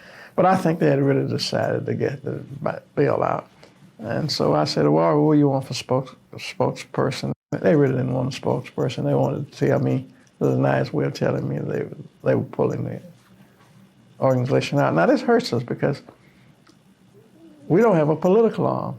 I mean, we got a group of folk who are voters and influence other voters, but we don't have a political organization that gets out there and puts out the sample ballot, does the political advertising and stuff, because they are. Not only were we attacked from quietly by the Black Progressive Democratic Council, but Vincent Townsend attacked us through Ed Gardner.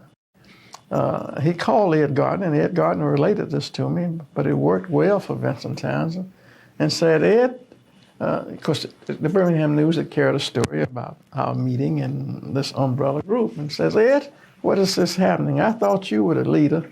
Yeah, when y'all make Arrington the leader? And I think several calls to Ed Gardner that so led him to call me. And he bailed out before the council did. He called me, and he told me what Townsend had said, and I said, Reverend Gardner, you know, that's just a divide and conquer tactic. But when he called me the second time, he told me the Alabama Movement for Christian Rights, the Christian Movement for Human Rights, whatever his group was called, they were withdrawing from the pack, from that coalition pack. And so just like, I mean, it's efforts to try to hold folk together, it began to fragment. And and then there was some other fight. I got in a fight with the Progressive Council, of which I was a member, and they had been supportive of me when I ran for office.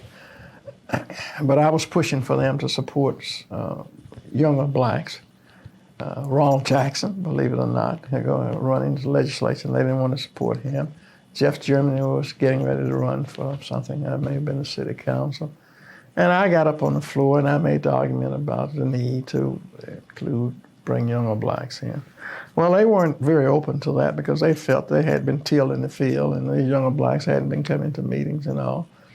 And so we had a rather extended, protracted debate about that. All these things coming together, I finally decided that I would take what was left of that umbrella group, and we would become a political organization also. In 1977, we incorporated as a Jefferson County Citizens Coalition, and immediately eclipsed the council as a major political body. And we did it simply by networking with neighborhood association presidents, civic league presidents, and all of that. Ministerial alliances, black ministerial alliances, and all of that. And so that the Jefferson County Citizen Coalition became a very influential group in the 70s and 80s because it had a strong black voter base. It had some semblance of unity.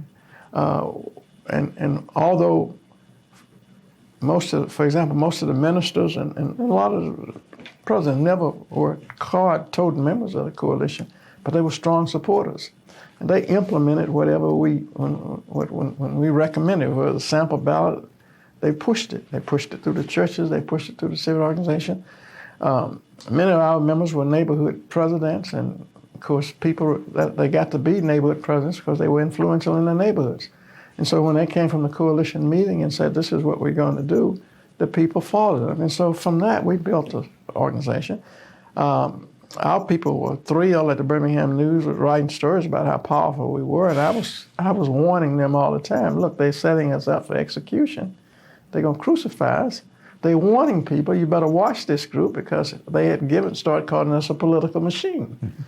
Well, our membership was very gleeful over that. Here's a black group and we become powerful.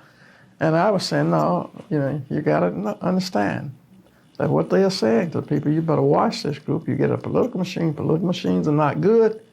Well, really, that's really what they were doing.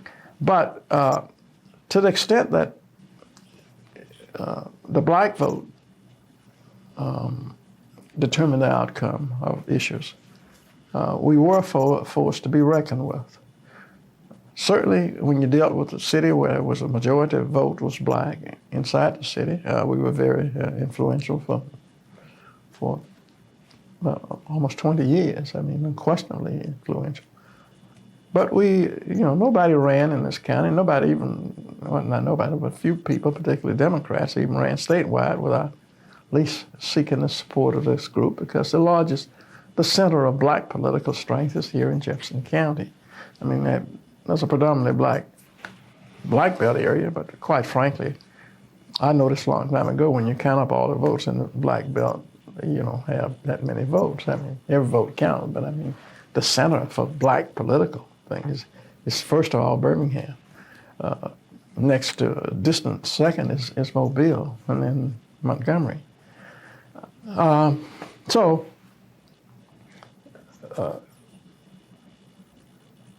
I had that organization when I ran for office, when the coalition was there, and the fact that I was the founder of it, and initially I was founder of it, and I was the first president, and then I became the mayor. I think that also added to the stature of the organization and brought more people in and brought greater support. I think there was a desire among black voters to see that the first black mayor succeeded, and the coalition became sort of the mechanism through which we worked, and they made us influential. It also helped me to withstand some of the battles. I mean, because I had a solid core of black supporters. I was not as vulnerable to negative news reporting and so forth as a politician would normally be, because I had a strong base. I think that some political observers and some of the journalists thought that was bad for Birmingham, because they see the news media as the watchdogs, and you have to have something that puts some fear and caution in politicians. And one thing is the media writing about them and stirring the folk up, and I think they began to feel, well, Arrington probably doesn't have to listen if he doesn't want to, because he's got in his pocket enough votes to keep getting him elected. And I think that has always bothered people. But the coalition's been good. It is, as we've grown old, and many of the people of my generation, we've gotten old. Well, some of the key people have died in my generation. Young people have come in. I mean, an organization is, numbers-wise, every year we issue people who want to pay a $10 membership fee. We issue some 400 and some odd cards every year. And we have some 70 to 80 people who attend coalition meetings every last Saturday in every month. That continues. But the organization is not nearly as active. First of all, in the early days, people were excited and they got out and they worked in neighborhoods. You couldn't believe the kind of political organization there was and networking. in recent years, we have to pay people to work. People have gotten accustomed to seeing blacks in office and blacks on boards, and they accept it. Very few people will volunteer. I mean, we distribute ballots. We have to mail them out, bulk mail them out. If we go door to door with them, we have to pay somebody to do that. If we just follow the old pattern, the coalition started the pattern of standing outside the polling places, handing out sample ballots. We would just inundate the black community with sample ballots. And even though we would have put one at every door, we would have taken them to all the churches and distributed them on Sundays, we would still on election day put 2 people outside every polling place, black polling place, handing out the sample ballots. I mean, it was just inundated with. Of course, eventually all the other little political groups came along and started doing the same thing. So it creates havoc at some polling places. Folk get out and there's 6, 7 different folk handing sample ballots. But we did all of that coalition. We took issues on a number of things people don't even know. UW Clemens case, being a federal judge, being tried out in, not tried, but under grand jury investigation out in California. Actually, the coalition played a major part. I was down vacationing in the islands in Jamaica. My wife called me to tell me the FBI was at the house and they had to find me. It's because the grand jury wanted me out in Los Angeles. And so I had to cut short my vacation, come back and go to Los Angeles to go before the grand jury on the matter of some questions about UW Clemens. They're really grown out of some things his sister had been involved in out there with federal funds. And I saw that grand jury as doing the same thing. I've seen some other grand juries. But, I mean, I think the prosecutor UW had hired some top lawyers. It just didn't look good. In fact, one of the grand jurors came out when I had finished my testimony, a young black guy in Los Angeles. He followed me out. And he says, "I'm so glad you came here, You're the first guy who came here and really spoke up for this man's, because they know how to, they can really do you in. I mean, government has a lot of power. If you had a girlfriend, they'd done all that. They'd brought in everything, all the money you spent, which hotels you bought. I mean, they had everything, they can paint such a picture. But what we did, came back to coalition and we hired 3 attorneys. Here, I'm trying to think of the names right now. It'll come to me in a minute. But anyway, we hired 3 attorneys to begin looking into the UW Clemens thing. They help UW. And we began looking especially at the investigative methods that the FBI used. I had learned from that. I know and we learned such things like they had gone to his church and he had left a briefcase there, and they could get the old janitor, and the janitor opens up and lets them in and they go through his briefcase. I mean, they did stuff that was just illegal, and that happens. And we documented all of that, and we raised a bunch of issues. And we then took that to Washington to Al Gore and had him to look at it. He was vice president. And he was so concerned about it, he then went to the Judiciary Committee, and from that they went to the Justice Department. And from that, the Justice Department informed the prosecutor, the U.S. attorney out in California, to drop it. I mean, that's not a story we have to, but UW knows that is the fact. We have to document, and we've gotten involved in a lot of that. I mean, when the whole thing about the harassment of black elected officials started, a strong suspicion of how I got to be a target eventually down the road was the fact that we called together the first group of blacks from all across the state to form a group to protest the alleged harassment of black officials. And of course, the coalition was in the forefront, and I was asked to be the chief spokesperson. And we put together the reports and we filed them. And I could go on and on. The coalition did things like that. We then formed a statewide group. Today, we've been kicked out of it, but it was the New South Coalition. I was the founder and the president of New South Coalition.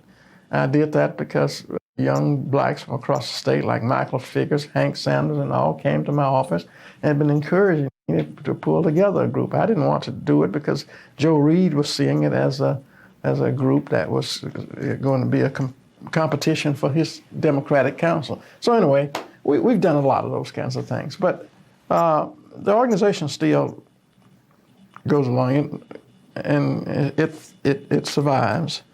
It is not as effective, and it is constantly the target of attack. And because people know it's popular to do, what it is.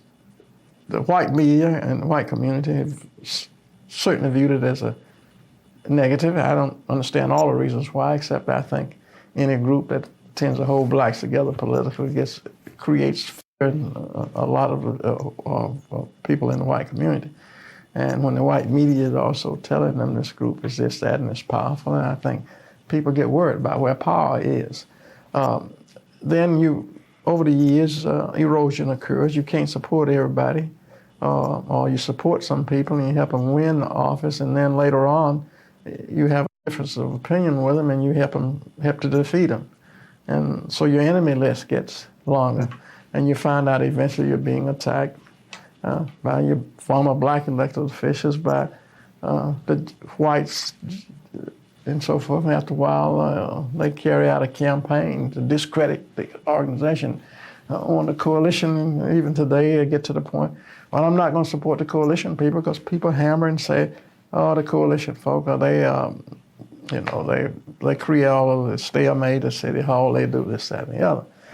It is interesting, but that's sort of how the organization's gone. It continues to work today. You mentioned membership of around 400. Was that the membership when the coalition was at its peak as well?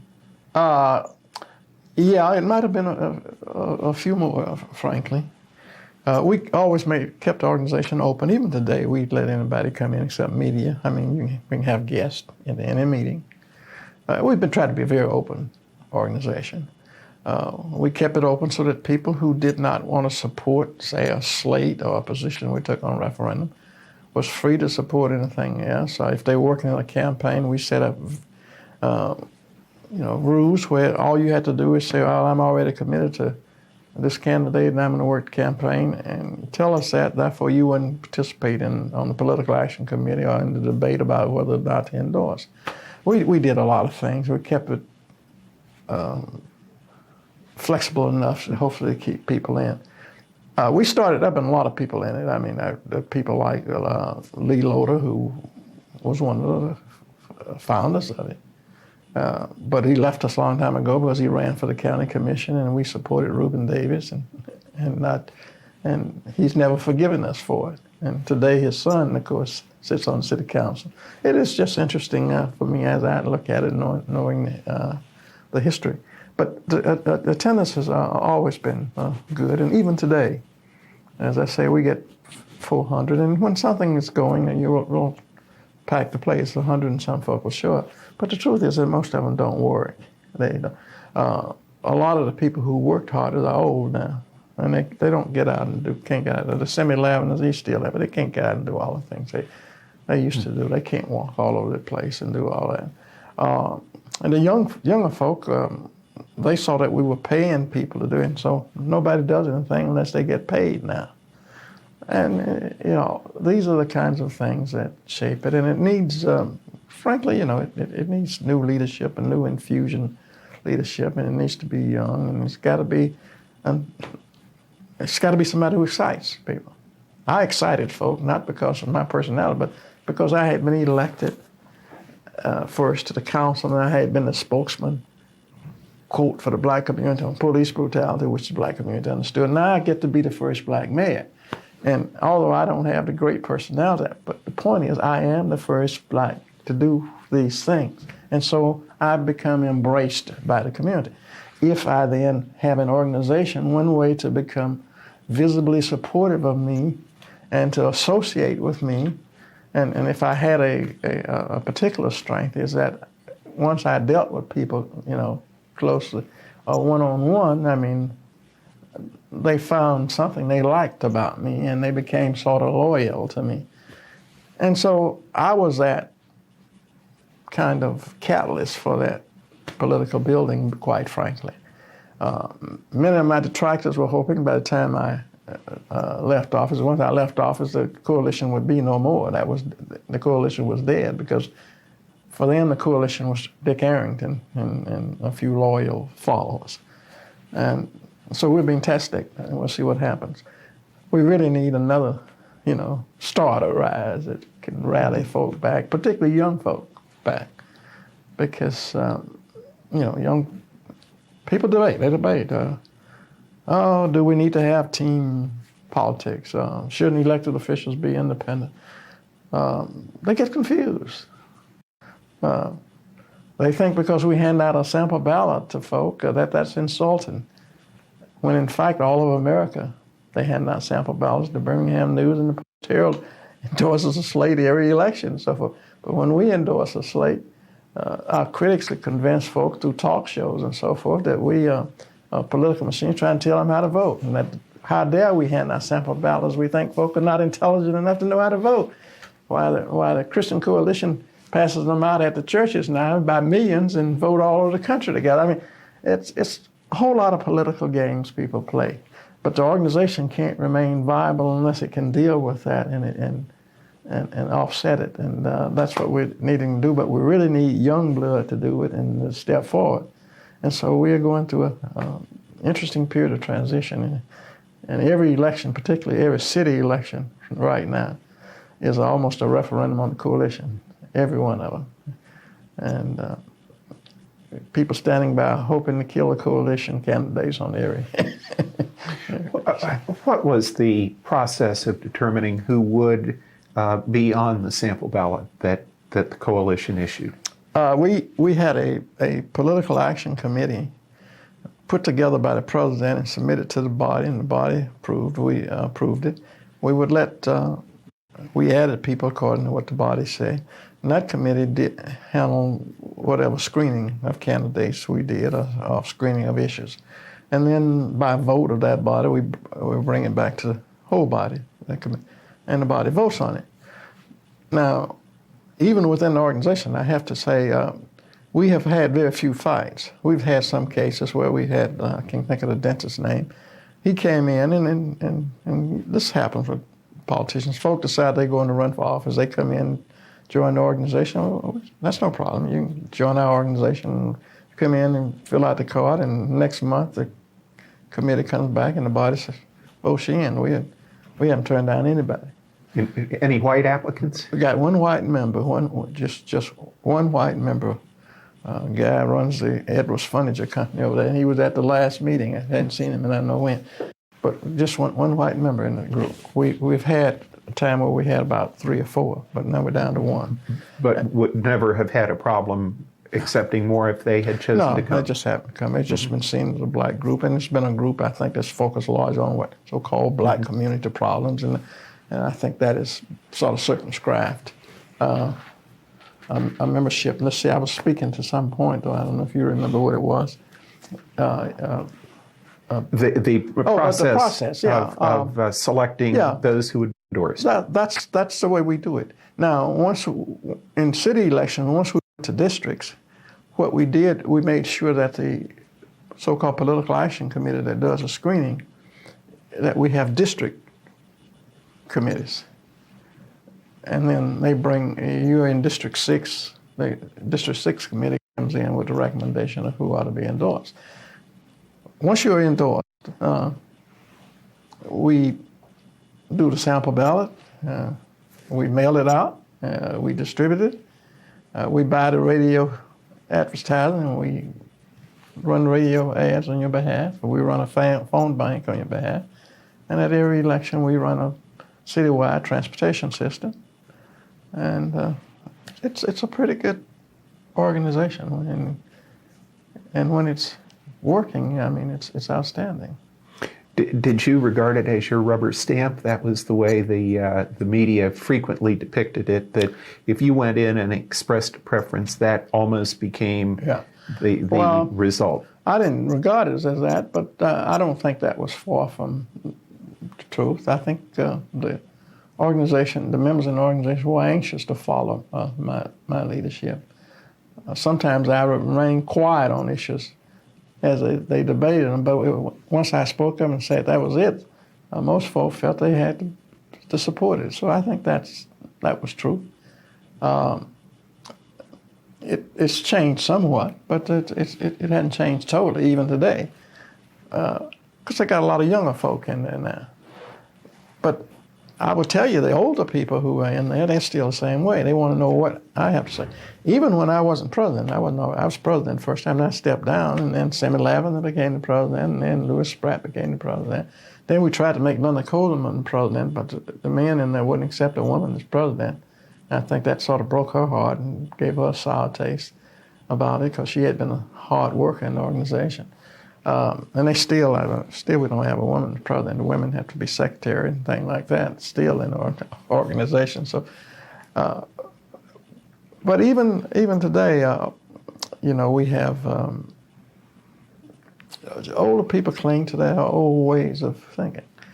We've tried to bring in young folk in a lot of places. I mean, I take for example, people don't know how I fought to get Hank Nelson on the school board of education. The arguments at the coalition, and we had control because we had some coalition people who were loyal to us on the council, and therefore we could control those board appointments. The argument about Hank Sanders was, they didn't like. Hank Nelson. Nelson, yeah. I mean, well, he hadn't been here. What does he participate in? Well, I'd never seen him. He lives over in the white community on the south side. He's not one of us. I mean, we're there arguing that, what we must do to strengthen the black community is reach out to our young people who we struggle to educate, and their families spend their last penny to get them educated and so forth. We got to bring them in the circle of leadership, those who we think got leadership abilities. But you had a cadre of good community workers who've been around a long time, who felt they had paid their dues and they needed to be elected. That sort of pay off for them. They wanted to run for office. Well, we don't want to endorse anybody for city council who is not already recognized in his or her community as somebody who's been doing something there. Well, unfortunately, when you look at that, it sort of condemns a lot of the young folk, because they are not the ones that go to the neighborhood association meetings. They don't get elected president or officer. They're not there. And the only time they will show up at those meetings is when they're running for office. And still the folks say, well, where have they been? And that really has shaped our endorsements and local things a whole lot about who gets on there. Because people say, well, Mr. So-and-so, Miss So-and-so did this. Well, she's good enough to be the neighborhood president, and she's the one who get it. And that's who we ought to be supporting. Oh, this guy is from Harvard and MIT, and he's a nice fella, and he may have great potential, but he ain't been coming to the meeting here. I mean, that's really what really goes on. Now, how we change all of that, I don't know. That's why I think young leadership coming in will probably change it, and it may be necessary for the organization to survive.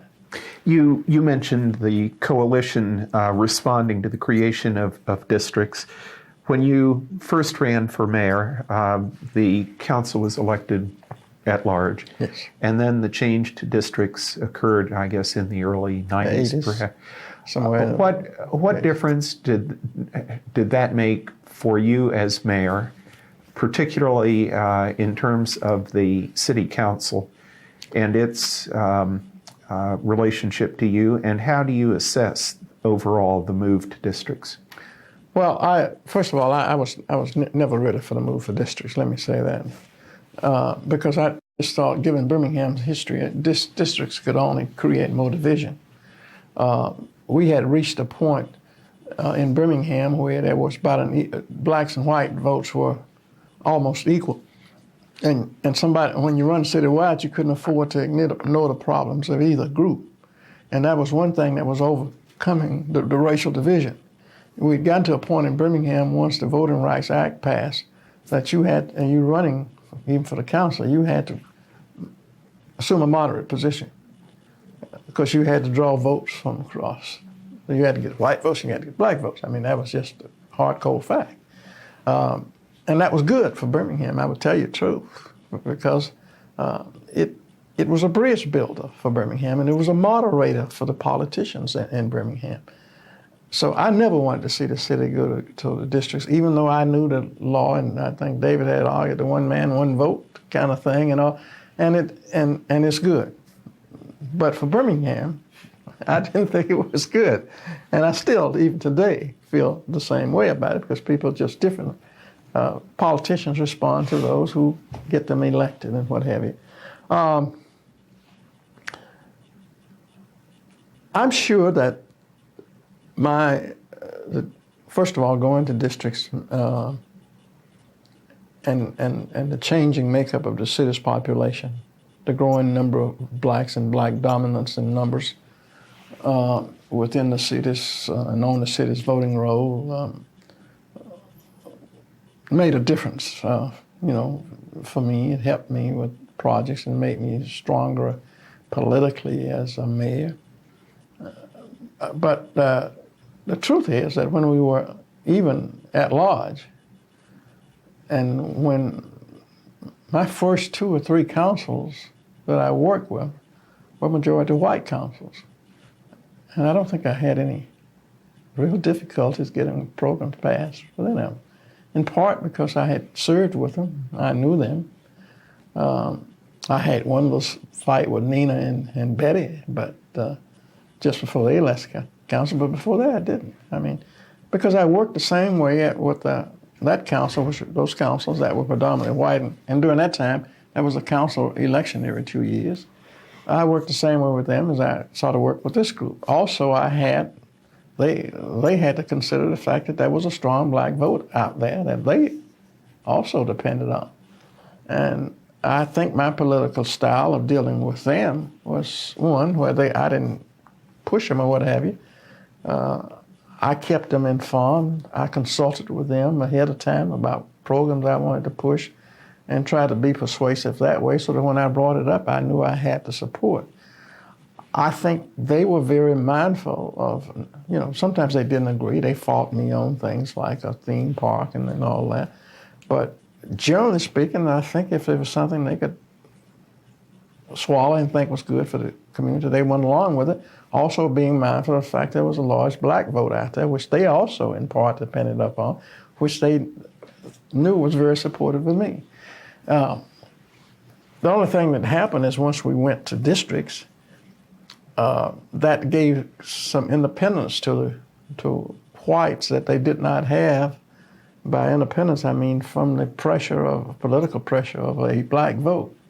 In fact, the plaintiffs in the case that we settled in the district made no secret of it.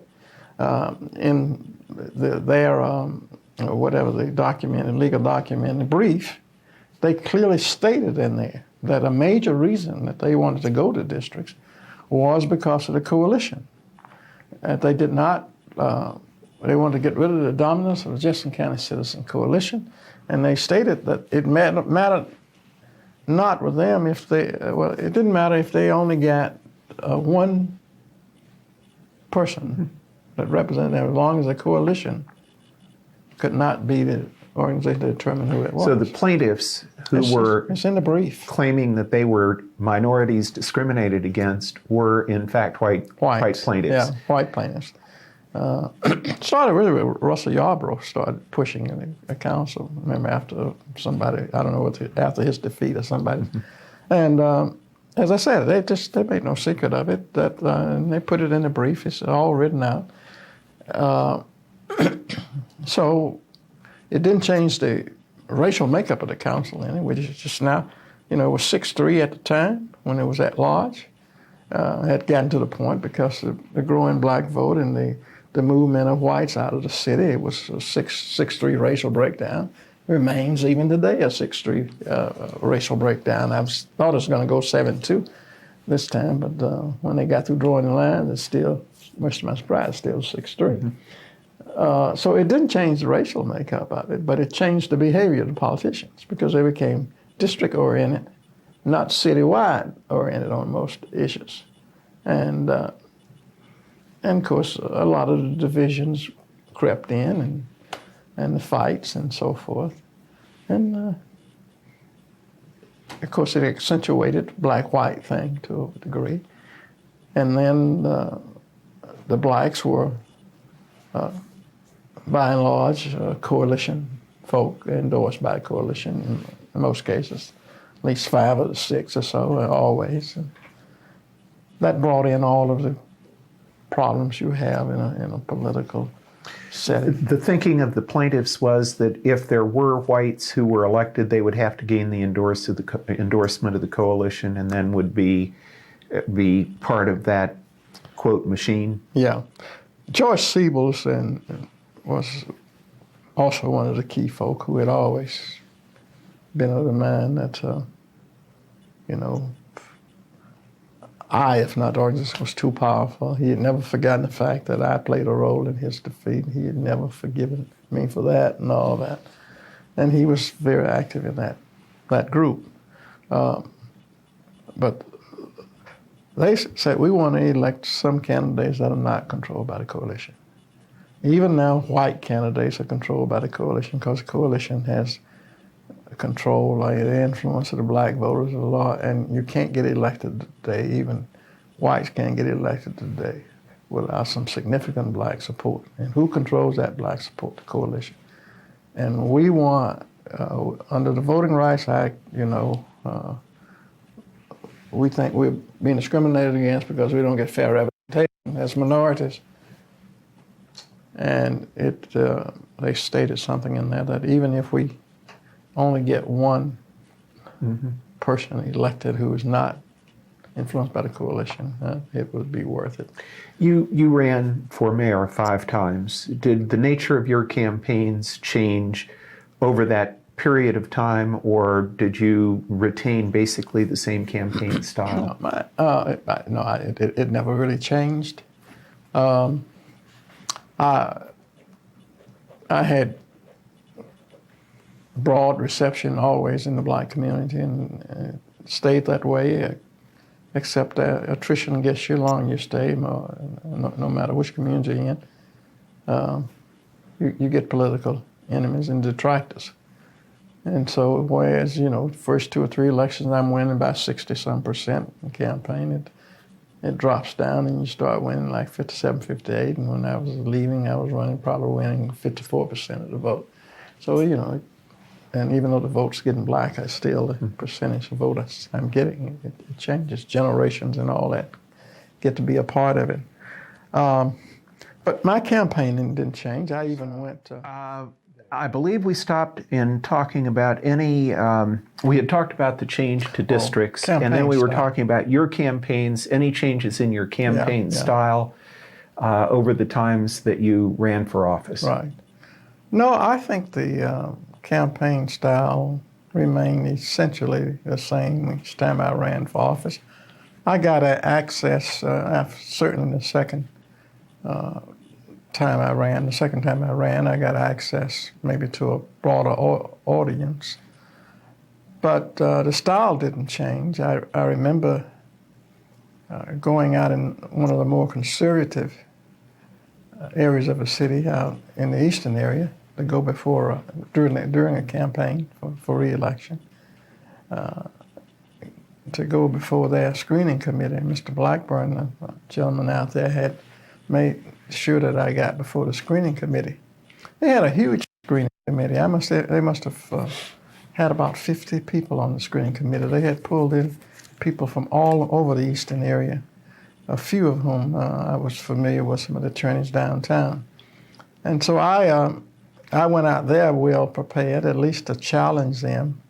And so I carried with me a listing of every public improvement project that had been done by the city during my term as mayor, and passed that out so they could check it off, and they could not deny that we had given some significant attention to the eastern area, and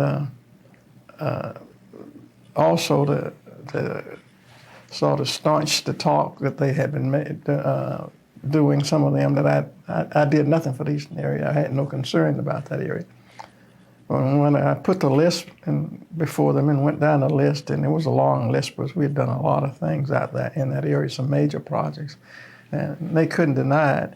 And I understand from talking to Mr. Blackburn and a few others after I left that place that it created a little division there. They had a serious debate as to whether or not they were going to endorse me.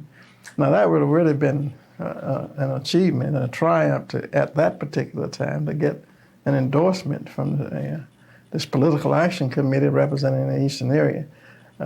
They've just finally concluded, I'm told, that they just, they just couldn't do that. People wouldn't understand it. But at least they didn't deny that I had done some things that were important in the area. But my style stayed basically the same. I never changed it. It was dictated in part by the neighborhood structure we have in the city with neighborhood associations. There were a few other groups that would provide a forum. I had a televised debate in the second campaign with John Catapultus that was carried by local television. That was about the only time I got on TV in a campaign. I never used any television for any of my campaigns. That was sort of part of what we thought was a campaign strategy. Stuck to using radio ads and things of that sort and printed material. But the style, as far as I can recall, really did not change. I probably campaigned hardest the last time I ran. I was under the stronger attack and about what had been done in the city and so forth. And as I had learned earlier, you do have to remind voters of what things that have been done, because you can achieve some big projects or projects that are important for them. You get those accomplished and people tend to forget them.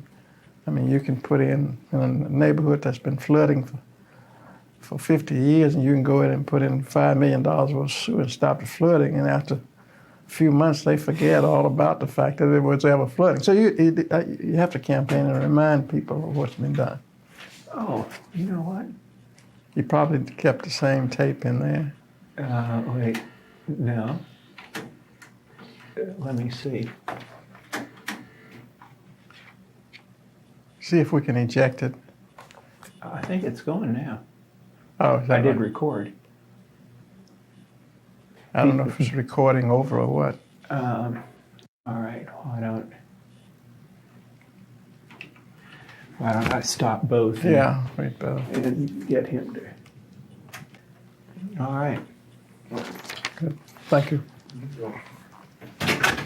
So, I don't think my campaign style changed very much.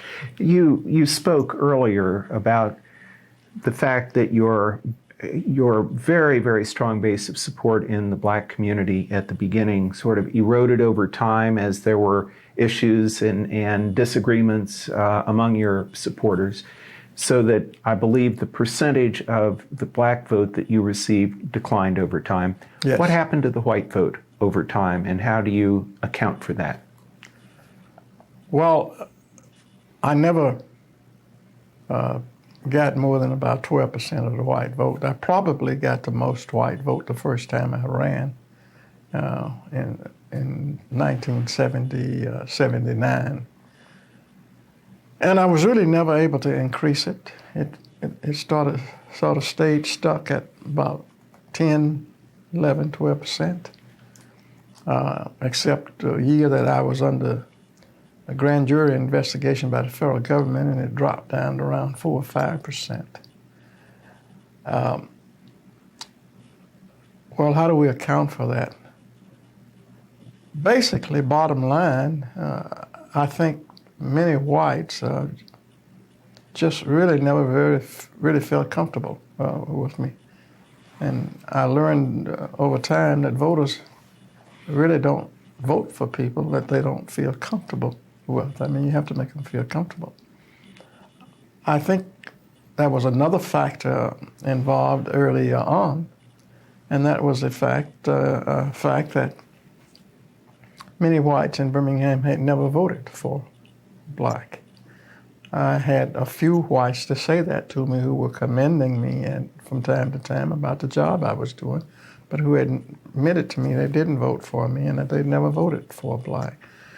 So that kind of voting behavior also, I think, played a role in it.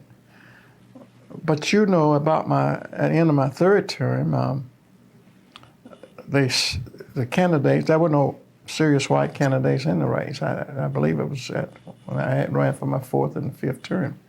I ran against, my major contender was Emory Anthony. And Emory was able to poll a large number of white votes. He got about 80% of the white votes. And he came right back in the last election running against me again. And Emory Anthony, I hope is what I said. Emory Anthony is, or was a municipal judge at the time in the city of Birmingham. And he came right back and ran against me the second time, and he still polled about 80%. The first time he did it, I attributed his success with the white vote to a couple of things. He had a very strong phone bank being run by the firefighters and the FOP and the tax busters. A group called themselves tax busters, and they were calling white voters on his behalf. I think a part of the message, in addition to the fact that Anthony was, in their opinion, a better candidate for Birmingham, was that they saw it as a way of getting rid of Arrington, who represented, of course, a machine politician, and who, quite frankly, had never won over voters. I came into office, and as I said earlier, there were issues of about police and minority participation. All those battles I fought. And in the minds of some voters, I think that was the perception, that Arrington is racist and he deals too much with race. He doesn't support the police officers. And I just think over time, with people running against me and to reinforce that kind of thing, whites just really, the majority of them, about 85 to 90% of them, just never were comfortable enough to support me. Even some of them, I think, who thought, I was doing a pretty good job, but they just never got around to feeling that they could support me. I always claim that one major contribution I made is that these voters wanted so badly to get rid of me that they finally started voting for black, and that changed their voting behavior because they realized that the mayor was likely to be black, given the way blacks and whites vote in this town and the makeup of the voting roll. It's going to be a black. And so they finally recognized that. And after Bob McKee ran a very weak campaign against me, they got about 30% of the vote. I think they realized that they had to come up with a strategy and that their mayor was going to be a black, at least for the time being, and they had better try to find a black whom they trusted and wanted to support. And I think once people changed their behavior, once they had voted for a black, I think from here on they've been able to do it. They did it for Kincaid, did it twice for Anthony. So we did see some evolution there in behavior. Do you think it's possible that Birmingham might have a white mayor at some point in the future? I think it's possible. Yes, I think it's possible. It's not going to be easily done, but I think there are some whites a few who could run a very good race and might be elected. I've had some people to talk with me about it, and I've had some names tossed around, and of course, one is a guy named Lamont. And so, I think it's possible. I think a white who already has some identity and positive identity and acceptance in the black community could be a very serious candidate. The media topic seems to me an important one, and that's, I guess, a complicated topic: radio, TV, press, historically white press, black press. But could you talk some about your relationships with media and the importance of media in shaping the political environment? Well, my relationship with the media was never really bad. It wasn't good, but it wasn't really bad. Number one, my personality and so forth just didn't lend itself to the media embracing me. I didn't have the flair that they usually find in politicians who love the spotlight and who can give them good sound bites and things of that sort. So I preferred to stay away from the media as much as I could, although I tried when they requested to be accessible. I got, interestingly, I got fairly good support from the media when I ran. I got endorsements, for example. You know, even when I won in '79, the big story there, a few days before the Birmingham News came out with this endorsement, was the fact that they were going to endorse me. They were going to endorse me over David Vann and over the other candidates. Mr. Vincent Townsend, the first, Mr. Vincent Townsend, apparently had agreed with his editorial committee that had gone to him, and they were just elated that he had agreed. In fact, some of them leaked the word to me. That's how I learned about it, and they were really pleased because they never thought he would do it. Well, when the endorsement came out, that I don't remember what it was Friday, but the day the endorsement came out in the newspaper, what they did was a sort of a dual endorsement in the Birmingham News. I think the Post gave me an endorsement, all right. Excuse me, the Birmingham News did a dual endorsement with David, sort of David Vann or Dick Arrington kind of thing.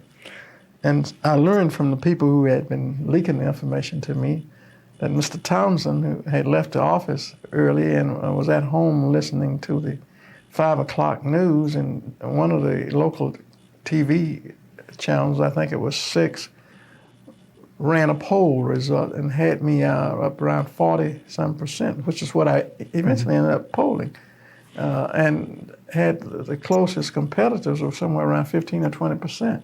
And that he picked up the phone immediately. So I was, apparently, this guy could win. And he called in and he had him to change the editorial to do from the endorsement of me that he had approved to doing a dual endorsement. But after that, I got the News and the Post Herald endorsement. Sometimes they did it with a slight reservation, but they gave me a good endorsement. What did happen with the print media, the daily papers, was that in the last 2 years, I think they sort of decided that I was having too much of what they called a cakewalk. And so what they would do is, like 2 or 3 weeks out, they would run stories on me, and they would get like on what I had accomplished or not, and they'd get pretty critical. Or they, one year they did a grading, one of those things, and I was surprised how they graded me down. You know, they were giving me C's, D's, F's in areas and so forth. But I learned from some reporters that was sort of what they decided to do. That they wanted to make, they thought it was time to try to make the races for mayor more competitive. They didn't like the fact that they thought I was running with a machine backing. And so what they would do is lambast me for a couple of weeks on a series that they would do. And but they would still come back, and when they put their endorsement out on the editorial, they would still endorse me. So I learned to get along with the media. My first term wasn't good, you know. I didn't understand. They gave me a honeymoon when I first got it, and then they let that run for like a couple of months, and then they took out after me about some things, you know, the gasoline truck that my aide, Willie Davis, had released. 2 or 3 little items, you know. Like they said I had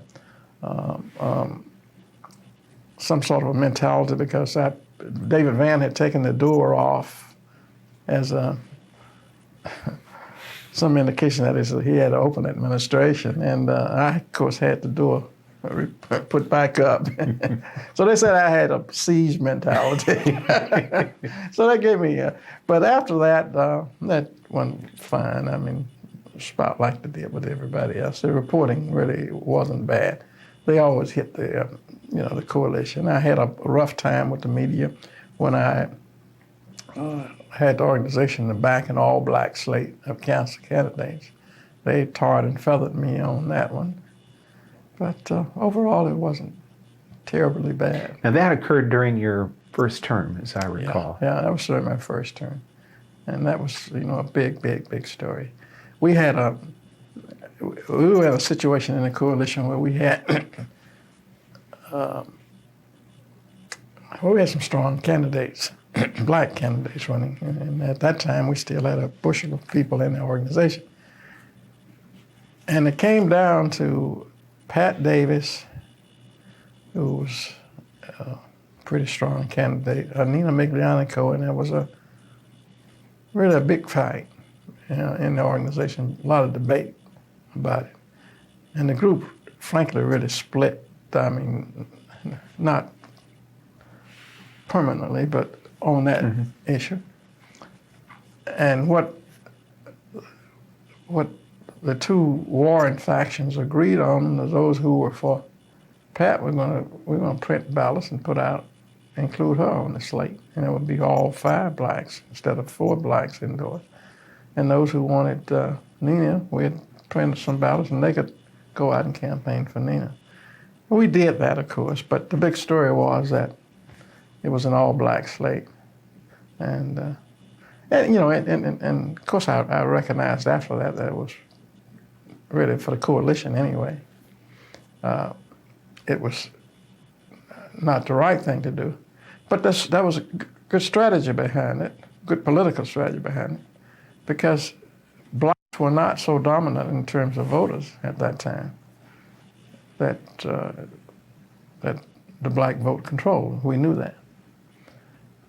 What the discussion had been, that was the only way we were going to get a black majority on the council was to convince black voters. Now remember, we're still running citywide for the council. To convince black voters to vote all black slate, and out of that, we thought we'd get 3 blacks elected. I think we had William Bell on the council, and maybe Jeff Germany was on there. We had 2 blacks on there. Just before Bessie Estel came on, I know that. And so that was a strategy, because the black vote was significant, but it wasn't controlling. And everybody had to run at large in the city.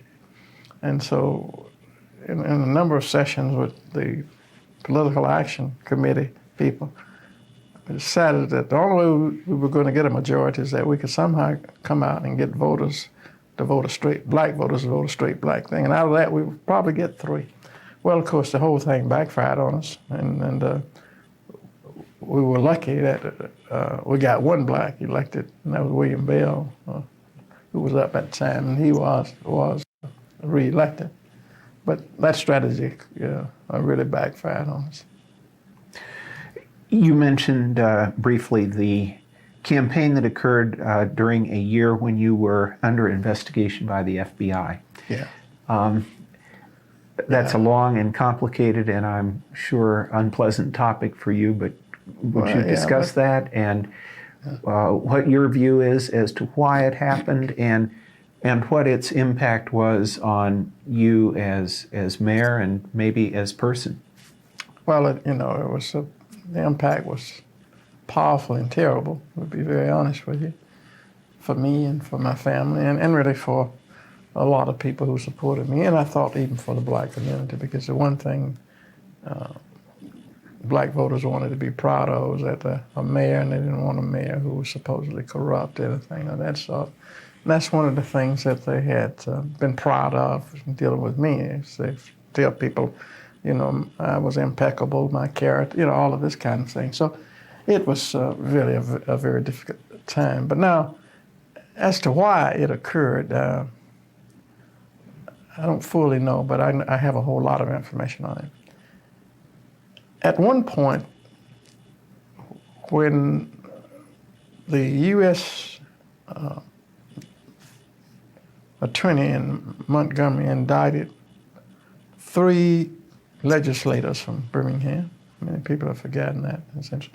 But they indicted E.B. McLean, Pat Davis, John Rogers, and Jim White. There was White. So they indicted those 4. And it came on the heels of a lot of investigation of black elected officials. Apparently it was occurring really sort of throughout the country.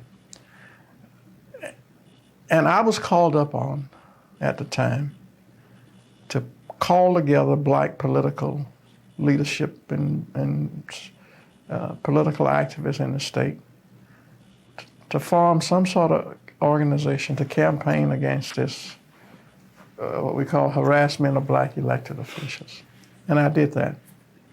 I sent out the call, and we met in Montgomery at Dexter Avenue Baptist Church, the church that was once pastored by Dr. King, right down the street from the state capitol.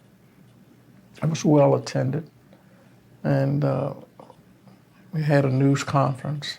Interesting enough, I had a couple of FBI guys posing as news reporters. When I got in and got out of my car, they ran up and they started asking me questions about there was a black guy here who was in city jail for something, and I was a close friend of Willie Davis. I mean, they started asking embarrassing things, and they tried to harass me during that. I mean, they didn't act like journalists at all. It turned out later I learned that they were the FBI guys. They do that kind of stuff.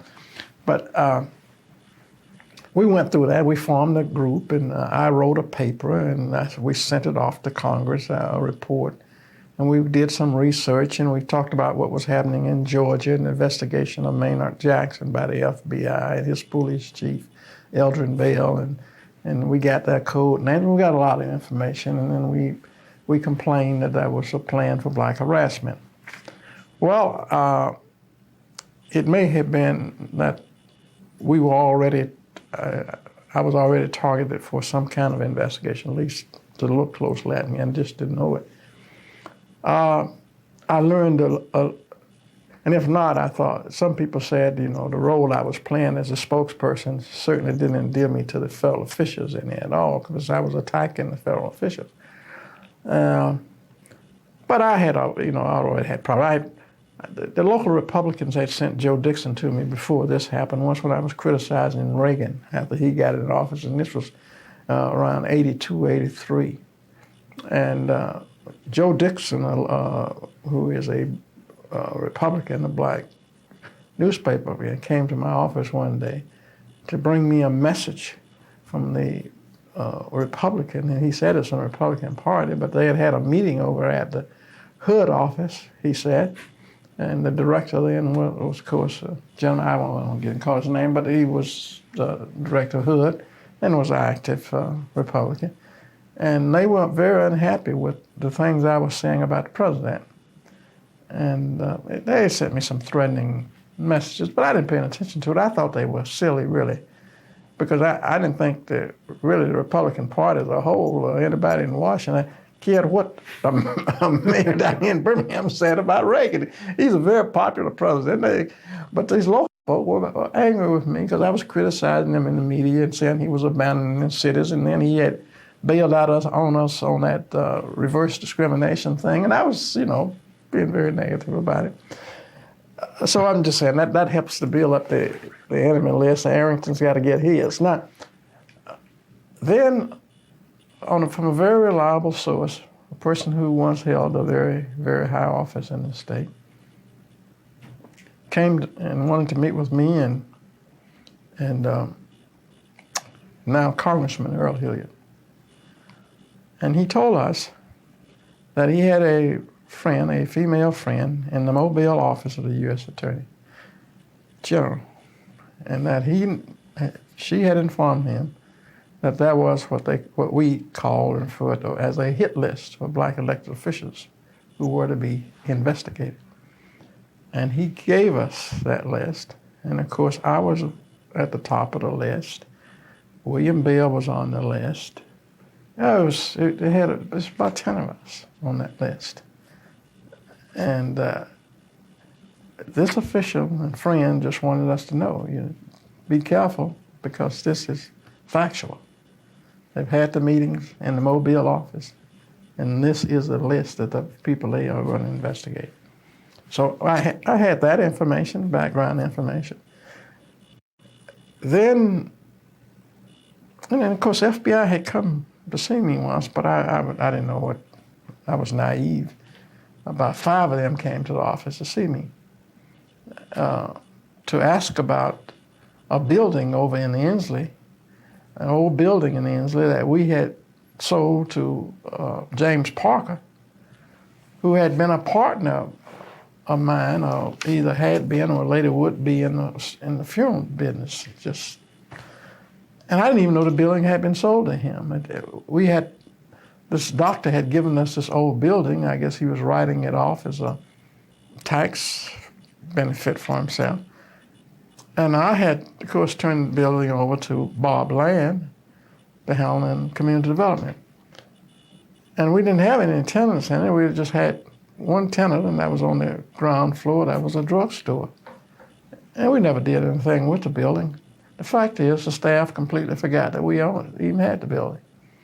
And as Bob Land explained it to me, James Parker, who had his funeral home 2 or 3 blocks from the building, went inquiring about the building and purchasing the building, and found out the city owned the building, and he went up to community development. I didn't even know he'd been there. And he talked with Bob. And Bob then made a recommendation to us that we sell him the building.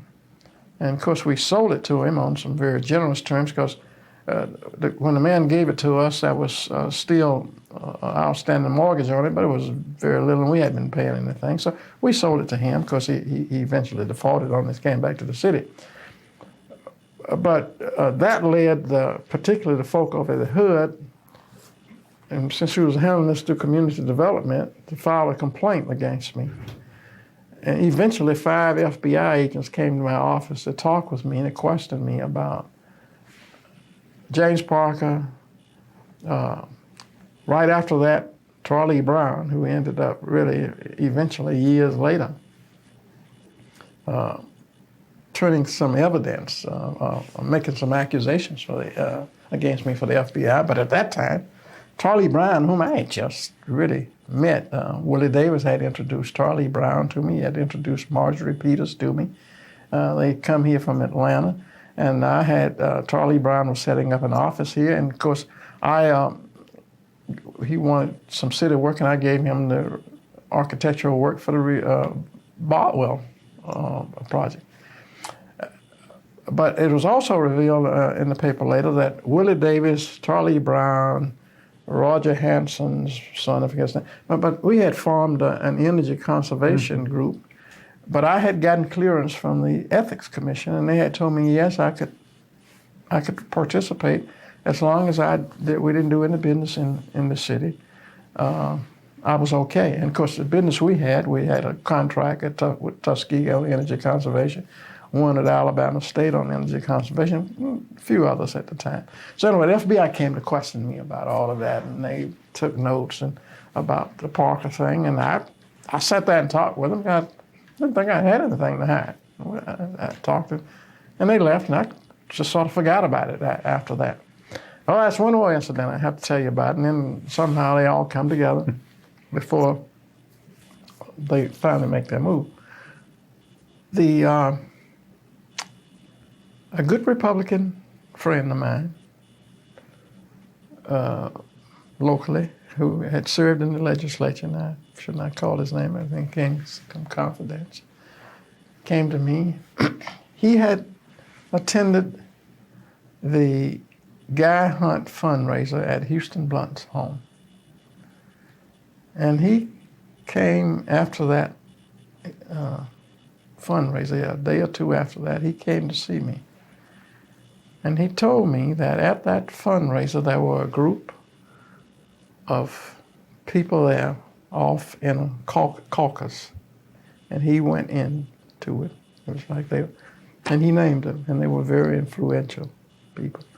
And one very influential, very wealthy guy, whom we all know, was complaining to the other people that Frank Donaldson didn't have enough backbone to take on Arrington, and raising the question about when was he going to do something about Arrington and so forth. And this gentleman was concerned about that and came to warn me. That was the kind of conversation that was going on there, and that, he just felt I needed to know. But anyway, I still sort of ignored all those things. And I got to be, I thought, a friend of Mr. Donaldson's, and when I went to see him, when I heard there were some questions being raised, I said, well, I want to cooperate with you. He told me that wasn't true. He invited me to several of his workshops and seminars, and then he gave me his numbers and said, anytime there's a problem, you call me directly, whether I'm in town or out of town. Because by now, I'm hearing from folk that Bill, or whatever his senior prosecutor is for criminal cases, Bill Barnett, is going around questioning people about me. And people are sending me word that he is. I mean, there were a couple of tax lawyers said, he's been in and he says you're a crook, and this, that, and the other.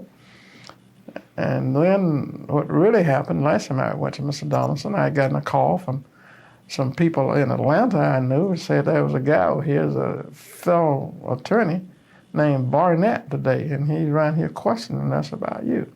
So I immediately went over to see Mr. Donaldson, and he assured me all that. I said, well, they said it was Bill Barnett. Oh, Bill wouldn't be doing that, he said. I mean, he was so convincing that I really thought that he probably didn't know what Barnett was doing at the time. And he sat me down, slapped me on the shoulder, took my coat, hung my coat and talked with me. And we started talking about some other problem. Somebody had fired a bullet through the window one night at the federal courthouse of his office. And we talked about that kind of thing. And again, he reassured me it was nothing. And they kept doing that. And then when they they impaneled a grand jury, and they started out by subpoenaing certain people who had done business with the city. The first one I knew about was the people who had the concessions at Legion Field, the Yarbroughs. And Robbie Yarbrough came to my office one day and said he needed to see me, and that he said he had talked with his attorney. He had been subpoenaed. He and his mother, his brother, had been subpoenaed. Had to bring all their books and so forth to the grand jury, and he talked with his attorney afterwards, and that his attorney told him he was completely at liberty to divulge what had gone on before the grand jury. I mean, that the law had changed, and anybody going before the grand jury could come back and say what had happened. So he came and told me that they had raised a lot of questions about whether or not I or anybody in the administration had asked them for favors, because at that time we had gotten them to partner. We'd given them the contract, but they had to have a minority partner, and they got a local black guy as their partner, and I can't remember what T's name is now. We called him T. But they questioned them extensively about that, and so they came to tell me that. And then they questioned them about Marjorie Peters, and had she been to them. Well, I still, didn't worry much about it. And as more rumors began to fly and more people were going before the grand jury, we started inquiring about, what was happening, and was being reassured, and even the committee from the business community, that it wasn't about me. They then started saying they were broadening it to say corruption at City Hall. They subpoenaed all of the records of a computer printout of all of the vendors going back for 5 years in the city. And then they went through that list and culled out all of the black firms that vendors. And then they subpoenaed the records of from the city of all the black firms. So then it hit me. They were investigating the minority participation program. And I don't know how it got there. I assumed that, I had been fighting battles for minority businesses. I had gone to court. I had shut down some contracts. I had been fighting with the Associated General Contractors, the whole bit. And I guess some people said that's, got to be corruption, got to be kickbacks in there. So they said that's what they were doing. Oh, they weren't investigating me. They were just investigating corruption at City Hall generally, as they said. And it turned out they were really looking at the minority participation program and trying to find out what had happened.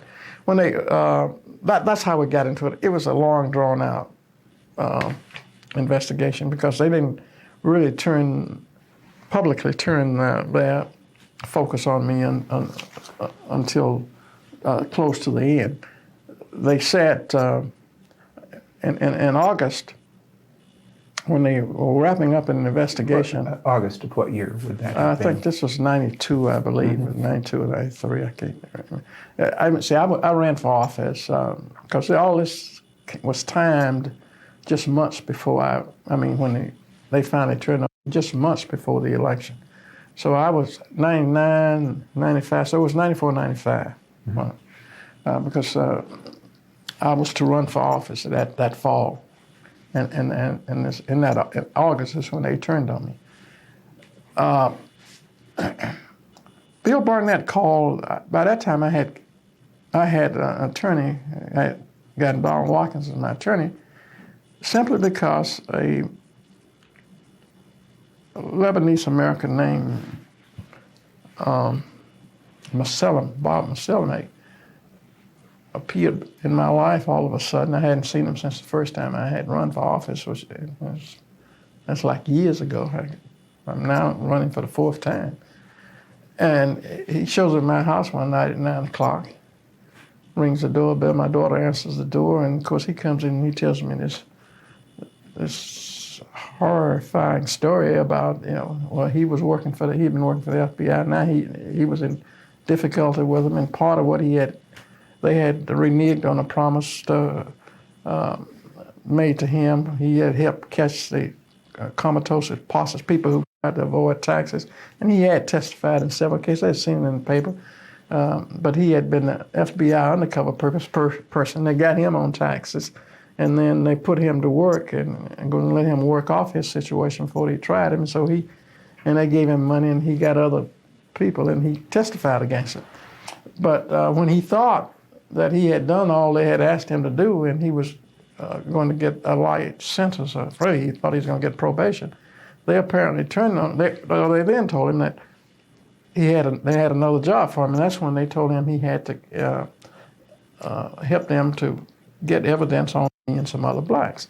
And that's a long story, but he wasn't lying because he started taping them, and we got the tapes after he was killed. We got the tapes from his attorney of some of his conversations with the FBI where they were talking about the black legislators. So he clearly was not lying about it.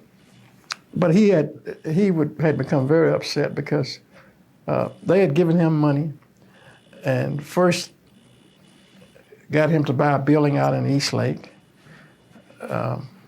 which was eventually the man renovated, and it's still across from what was then Woodlawn Baptist Church. And they had sent him to talk with me and with William Bell and others about getting it rezoned and all this, and they'd offer money to see if we could help get the property rezoned, and just entrapment kind of thing. And fortunately, nobody had, bought into what he was trying to do. And he claims that after he was unsuccessful, and he had come to my office before that. He showed up one day at my office and kept calling Carolyn. I learned when he came to my house that night to spill the beans on the FBI. I learned that when he came to my office, and it was very strange. I hadn't seen Bob for I don't know how long, and he talked in circles, and I got a little bit impatient, and I tried to be nice, and I said, "Well, Bob, I got to go," and he left. Said we would go to dinner sometime, and I said, "Fine." He came back a second time. He called. He came back. He still was just talking about nothing, and wanted to say, "Well, I want to take you to Cancun and all this kind of thing." And so the third time he called, I told Carolyn, don't let him in. I don't have time to be bothered with Bob. What I learned when he came to my house, he then admitted and put in a sworn affidavit a few days later that the FBI he was wired, and they were sitting outside of the city hall in the car listening to the entire conversation. It's a strange kind of story, but we later found all of it to be true because I got my Freedom of Information packet, and most of that stuff is in there, some references to it. So I don't know, but let me just sort of summarize this part of it. In August, Bill Barnett called Don Watkins, my attorney, and said, "Tell the mayor we have completed the investigation and we didn't find any wrongdoing on his part. He ought to be more selective about who his friends are, like Marjorie Peters and so forth he mentioned. But we didn't find anything wrong that he had done." And so we said good. And that was August. In late September, and of course that was a little incident. We had been filing complaints with the Washington office, and he made some very negative comments about the Washington office, how inept they were and what they couldn't do and so forth. And Donald Watkins, my attorney, wrote those up and sent them to the Washington office. So I'm sure that enraged Barnett. And I suspect it had something to do with furthering his plan to do something about it. He had been telling a number of folk that I was a crook. He had tried to get some folk to get me indict me, what they said about what was going on. And I knew all that. We had gotten affidavits. We had been fighting a bitter battle with him about folk he had asked to even help create evidence. So, but interestingly enough, he and Marjorie Peters' attorney, who was J.L. Chestnut from Selma, had a little spat. Apparently Chestnut, as a defense attorney, was entitled to certain information about his client and what the charges were and what evidence was. And Barnett did not want to release it, and so he says to Chestnut, if you file a motion with the court and insist on getting this, I'm going to name the mayor as an unindicted co-conspirator. And so Chestnut, of course, comes straight from his office over to my office to tell me, and I get the lawyer in. And we said, that guy just bluffing, You go ahead. And Chestnut filed his motion. And 2 days after that, Barnett named me as an unindicted co-conspirator, which he personally did. I mean, I was an unindicted co-conspirator. He named me and a young man working for Herman Russell, in fact, just about running that young man's career. Herman eventually had to move him out of here and move him up north. But anyway, and that's when the attention eventually turned to me, and for 18 months, I was, the grand jury was investigating me. And they investigated. It all started when I was I'll tell this story, and I'll go because there's so many pieces you have to tie it all together. I was hosting the mayors of 6 cities here in Alabama. We had formed an ad hoc group of the mayor of Mobile, Montgomery, Birmingham, Dothan, and Huntsville. And we had our first meeting in Montgomery, and then I agreed to host the next meeting here at the Harbert Center. And so they came for the meeting.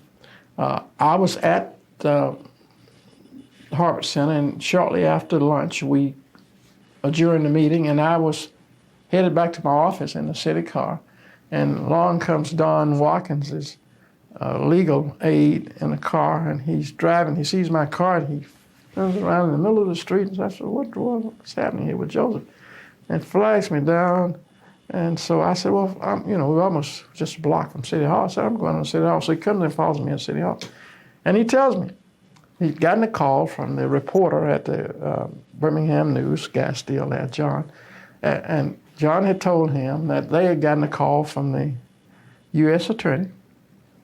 Well, they got an anonymous call. I won't say you. They got an anonymous call, says you ought to be in jury's, whatever the jury's name, courtroom at 11 o'clock.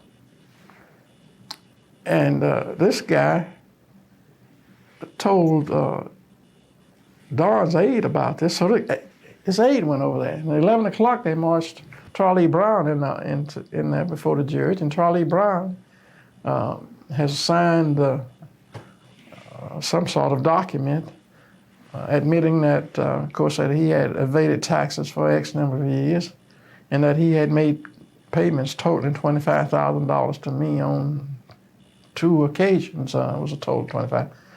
And the judge had questioned him, and of course they had laid it out clearly so that the media would pick it up, because they had tipped the media off. And so it hit the paper, and that's how, it was that kind of thing. The charges really hit me.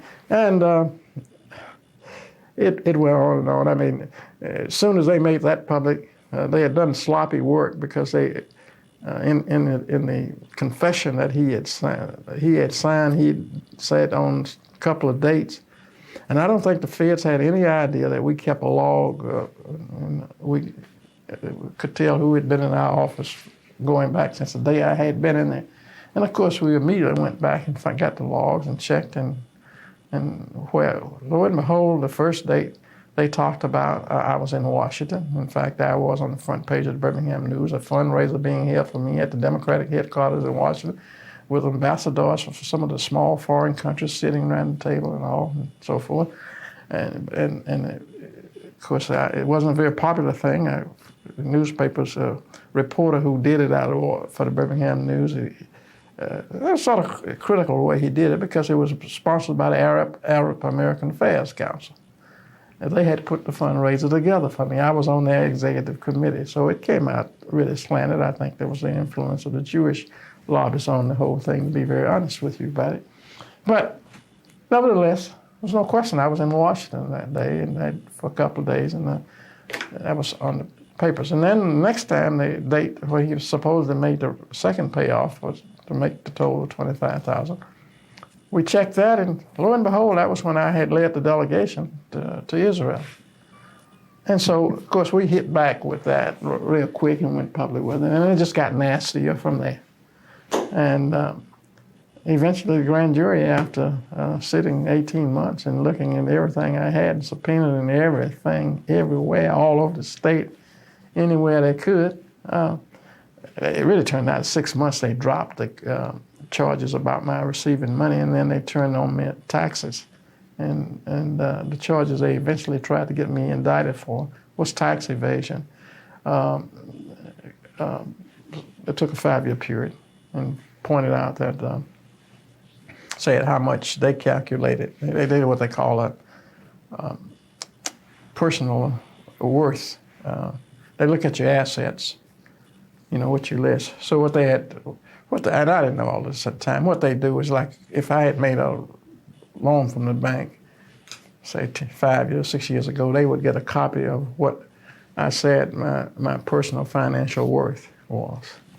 And then you come back later, 5, 6 years later, if you had done one again, and they look at the difference between it. And then they will compare it with how much money you made and what your expenses must have been. And if they didn't sort of balance out, they would say you got some money from somewhere that you haven't reported. And that's what they did to me.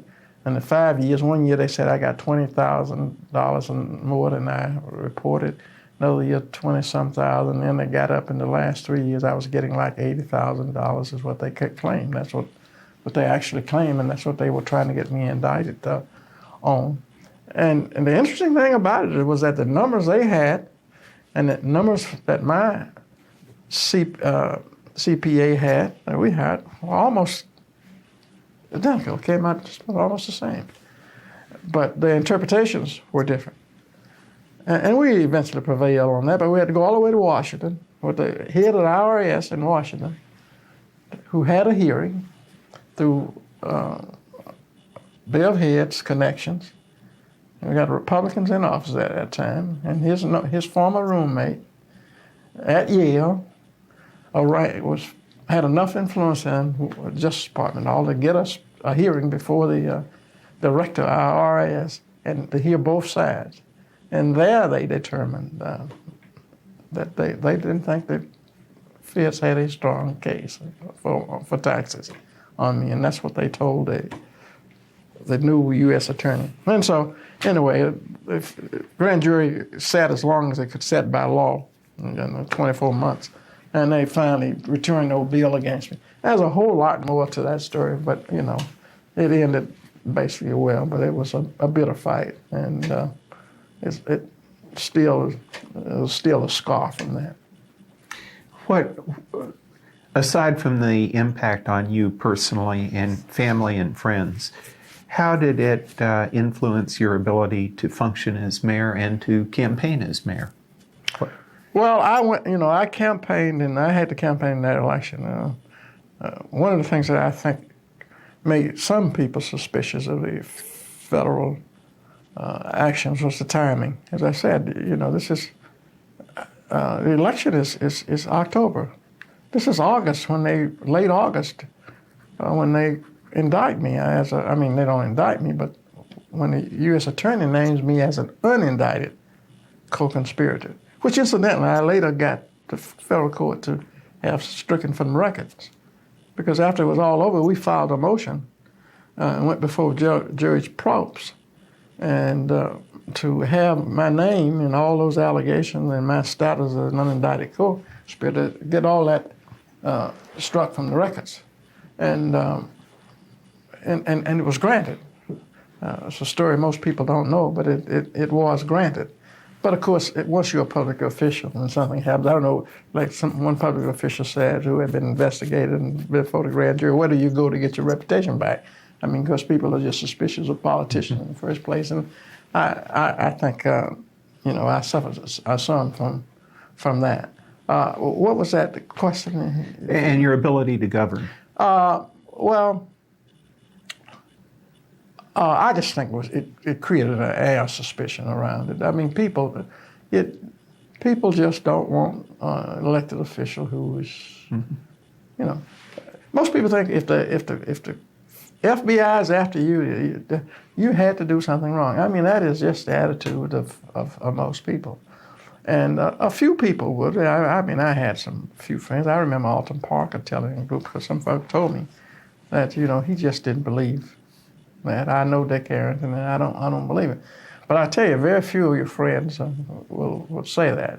They will scratch their heads and wonder, there's got to be something here, so much smoke. I just got the support from the black community in the election. It was overwhelming. I mean, they gave me a huge vote. And so I won again by, a fairly 58, 50. That was sizable. I guess it was a landslide. I told you it hurt with the white community. And then governing, I think that was just some suspicion. It took a while before I think people felt comfortable. But, I think eventually, it sort of faded away and people didn't think about it. But it's a great negative, I tell you. You had talked earlier about the number of occasions where you would personally meet with business leaders and represent the city and make commitments in behalf of the city.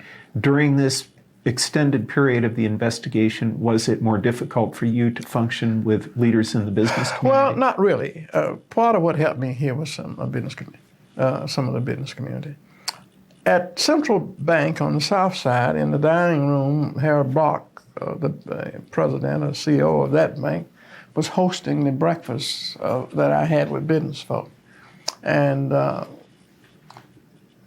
Dr. Birdie, who was heading up the group and pulled the group together, had informed me that some of the folk were concerned and wanted to hear what I had to say about all this federal stuff that was going on. This is even before the grand jury informed me that I was now the target of the investigation, because prior to all that, telling me that, they were telling me it had nothing to do with me. They were just going to City Hall, looking at corruption at City Hall. So I had finally secured my entire package, or as much as they were going to release, the Freedom of Information that just laid out the path of how long the FBI had been investigating me from the time I came in, when they had labeled me as a national security risk and a sympathizer for the Black Panthers, which really got us and had me in the COINTELPRO list under the name of the 1,600 black leaders that the FBI director had said had to be undermined and their reputation destroyed and all that's record and all that came out in a hearing before Congress. I was surprised to find out that I was one of those 1,600. I didn't know it until I got my Freedom of Information packet. And I was one where they had, when they sent the words out to the field officers that these are dangerous people and you have to do everything you can to undermine and destroy that building. I was one of those folk. And I learned that. But because I got that, and then I found out that ever since I had been in office, they had been investigating me. And there in my file were letters from Frank Donaldson where he had, on 2 occasions, where he had written and said they had completed the investigation on me. My code name was Bowtie. They had completed the investigation and that they had found no wrongdoings. 2 letters in the file that I got in my Freedom of Information package that they didn't even redact those letters. The letters just came with Frank Donaldson. So I was able to use all of that even with the business community. I did a chronology starting when I was in office of how many times they investigated me, how many tap phone messages they had, 400 and some phone messages, how many photographs they had, because all that's in there. They'd been investigating me on just ever since I had been there, and I just didn't know it. They investigated me on the track. They thought they had gotten a call once and said that Merit Pizitz had paid me $900,000 to get the license for the racetrack out there. I was one member of the racing commission. All of that was in. It turned out I had no idea. So they had investigated me extensively. So one year around the clock with 6 agents from. And they claimed they were doing it in the thing because there were so many complaints they were getting alleging that there was corruption at City Hall. Even in the Freedom of Information documents from the Justice Department, they said that. But I think once you lay it out and people look at it, even folk who are suspicious, they might conclude that this guy must have done something, but they would also have to include these folk really been going at this guy, all of this period of time. So I laid it out to them, and I printed it all out, and I gave it to the businessmen that morning at the breakfast. Nobody said much about it. I got up and talked about it and gave them the copy of it, and nobody said much about it. Henry Goodrich made some sort of semi-unfavorable comment about the whole situation about me. But Neil Birdie then asked if some folk said, this whole thing's bad for the community. Maybe we ought to send a committee to talk with the feds, the FBI, and they did. Jimmy Lee from Buffalo Rock and Neil Birdie and about 3 other people went. And they were later assured. When they went, they were assured that, no, we just investigated. This got nothing to do with the mayor. We investigated what's going on at City Hall. Of course, that all turned out to be false in the end. So the business community, I think it just had mixed emotions about it, frankly. I felt very sorry for some of the people like Raymond Harbert because he had just done all these rumors were flying, and he was about to do a fundraiser for me, which was really breaking with what his dad had, position his dad had taken, who would never have done anything for me. And Raymond talked with me, and he said, he was willing to do this fundraiser, invite all these business folk up at the summit. But he said, I want to ask you about something. And then, of course, he asked me about these rumors going around, and I assured him there was nothing to it. And, he explained that it would, hurt him if it was. And he went ahead and did this fine fundraiser for me. And later it comes out, the FBI grand jury really is at me, although they had denied it at first. And same thing happened with Richard Scrushy. The day after they made the charges public and brought Tarlee Brown before the federal judge 2 days before Richard Scrushy was having a huge fundraiser for me down at the Civic Center, in which he invited a large crowd. And of course, he gave me great support, got up at the thing and said he didn't believe in the thing the Fed was doing and criticized him. Of course, they got after him after that. They came down, the FBI came down, started questioning him, questioning some of his doctors, some of his staff. It's just a crazy thing. People don't know what happens. It is wild. I tell you, it is absolutely wild. And I don't know. I guess I'm just blessed I didn't end up going to prison. I did go to prison, but That was because I wanted to dramatize the fact that they were trying to get once they found out we had appointment records for all those years, they then turned around and subpoenaed those records. And I agreed to turn the records over, but I wanted to turn them over to Washington, to the office in Washington, and not to the local folk. And I just wanted a guarantee from Washington the local folk weren't going to take it and try to reconstruct that story about what I had done. And Washington said no. At first I had to turn them over here. And when I wouldn't turn them over here, the Washington did agree that what they would do was send somebody down from the Washington office, and I would turn them over to Mr. Donaldson and the person from Washington jointly. Well, we accepted that, but we went a little bit further. We said we also want Bill Barnett removed from the case. And of course, Mr. Donaldson, who had been instructed by his superiors in Washington and offered us that agreement about how the records would be turned over, used the fact that we added to it that we want Barnett moved as to a way of reporting back to Washington that we rejected the offer. And then Mr. Donaldson disappeared that day. We couldn't find him. At 3 o'clock, when I'm about to go down to 16th Street Baptist Church, where a bunch of ministers and other supporters are going to dramatize the situation by putting handcuffs on me and chains around my neck and marched me down to the courthouse and turned me in at the time I'm supposed to support. At 3 o'clock, we get a call from Washington and want to know what's going on. Joe Watley, one of the attorneys. And he finds Don Watkins, and they said, no, what went down with this deal? We were told y'all rejected the deal. What is it? Well, Mr. Donaldson really hadn't been honest with him. And then he disappeared. Nobody could find him that day. And he had sent all his staff home early that day because of the pending demonstration. I was to be turned in. He shut his office down early that day.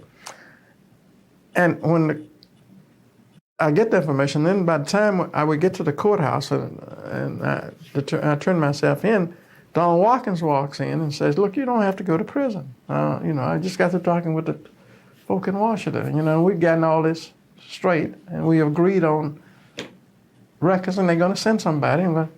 Well, I couldn't stop then. I mean, the people had marched me to the city hall. This is when you were draped in chains? Yeah, they had marched. Yeah, I was straight. They had marched me to City Hall, turned me over to the feds. I'm up somewhere on 3rd or 4th floor. They had put the belly strap around me, had me handcuffed. They were being nice. The federal marshal said they were supposed to put leg cuffs on me, ankle cuffs, but they were not going to do that. But the rest of it, and got me sitting there, and they were waiting. The crowd is dispersing out there, and they're waiting and looking on through the cameras that are all around the building that looks at everything out there. So they're watching the crowd through the building and watching it disperse, and they were waiting for most of it to disperse before they put me in the van to take me down to Maxwell. And then walks my attorney telling me I don't have to go.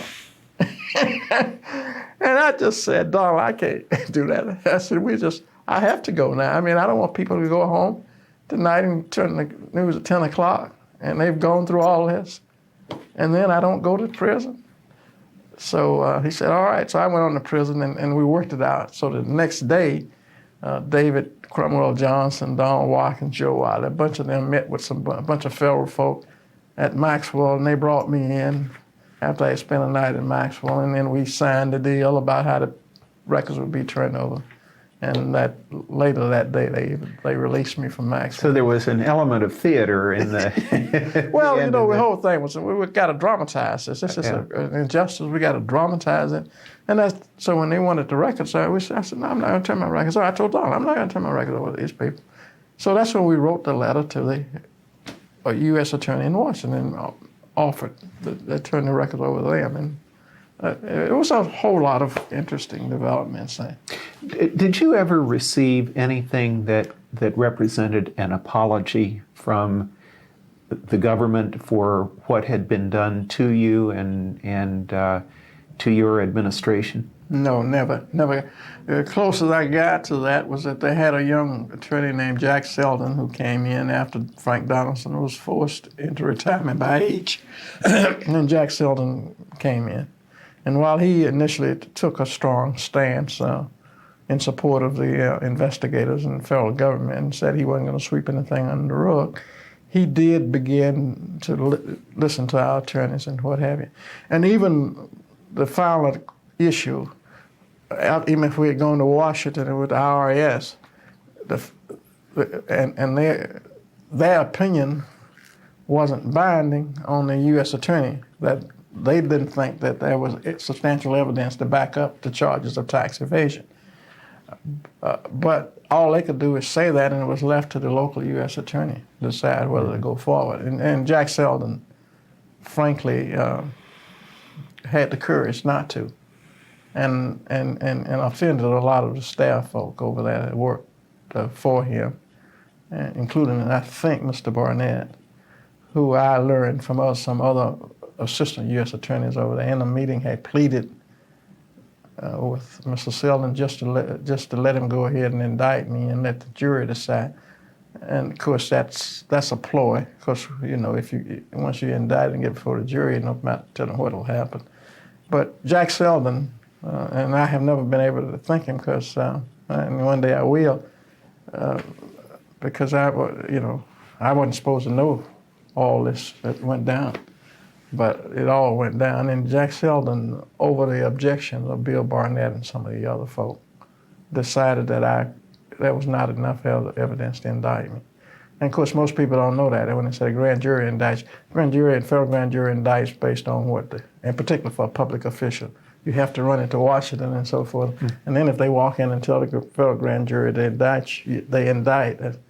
And Bill Barnett was so upset that they were going to indict me, he refused to go back before the grand jury. He sent his assistant over there and dismissed the grand jury. It was, it's sad. I've got to write about it all. You are? Oh yeah, I've started writing. I got voluminous files on FBI stuff, and voluminous files on it. I'm going to try to update my records in my writing and just see what has happened since that time. But I had all kinds of things. People would come to me. They had a captain on the Birmingham Police Department. They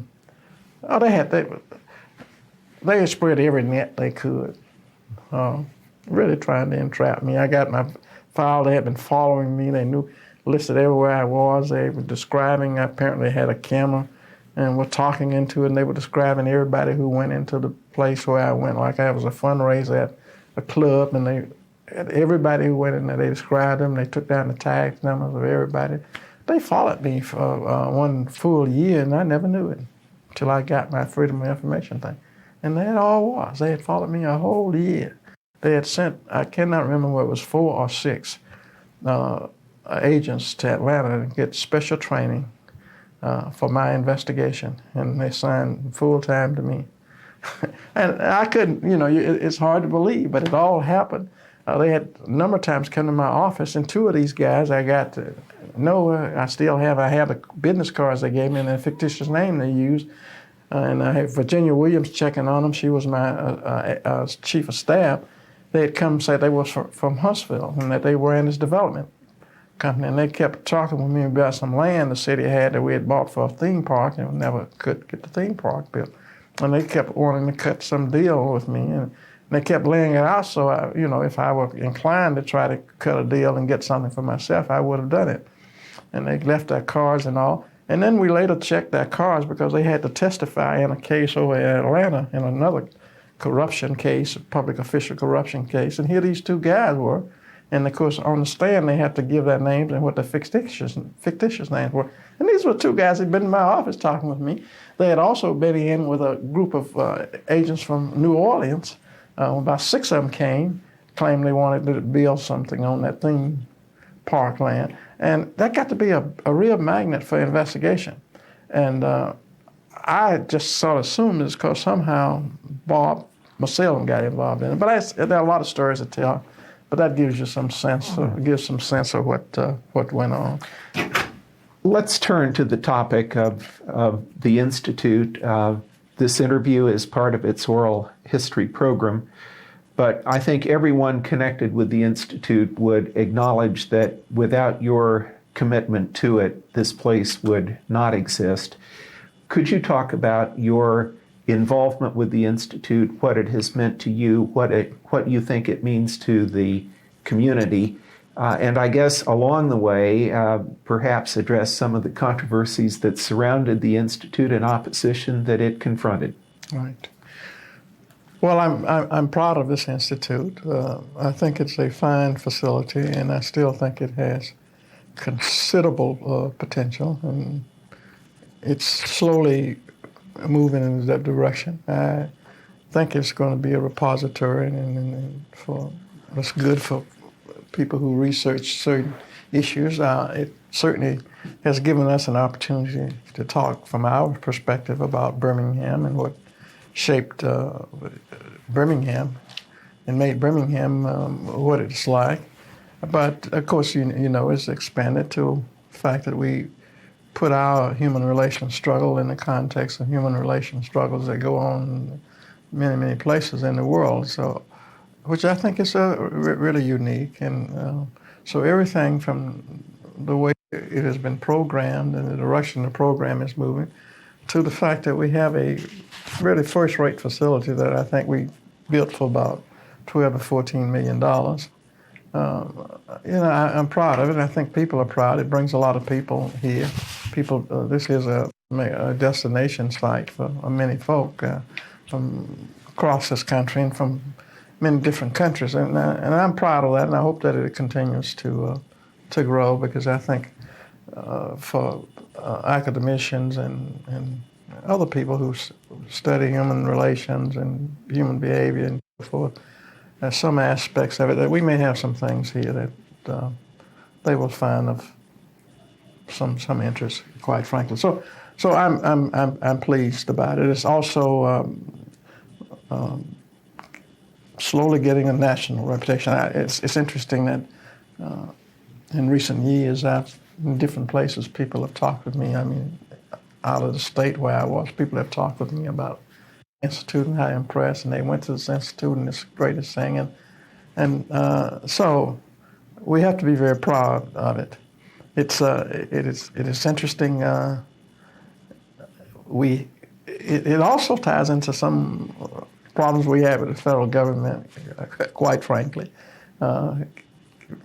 It came right out of the effort of this institute. In fact, the lady, Ms. Peters, who was convicted for her tax problem, but convicted for taking the city. Actually, the allegation was, what I've never really understood, that she had beaten the city out of some $200,000 was institute money.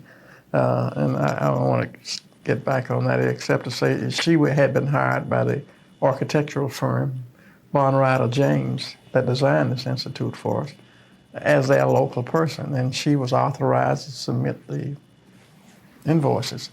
She apparently submitted an invoice that they had not authorized her to submit. Now, they returned the check to me and said that they had not authorized it, and they would get that straight. But anyway, it got to be a major issue in that whole federal thing. We started the whole idea of having an institute was David Vann's idea. It's one of the many things that we talked about from time to time. David Vann said we ought to have a civil rights museum, as we called it then, I think, referred to it, and sort of tell our story and so forth and so on. And he talked about it. I mean, and it sort of caught my imagination too. And he had said he hoped to do it, but he had never, in his 4 years, he never made any effort to do anything about it. He just talked about it, but he certainly sort of planted the seed in my mind, and maybe in the minds of some other people, I don't know. But that's why I wanted to go forward with the Civil Rights Institute, because David had talked about what a great advantage it would be. He had sold me on that idea.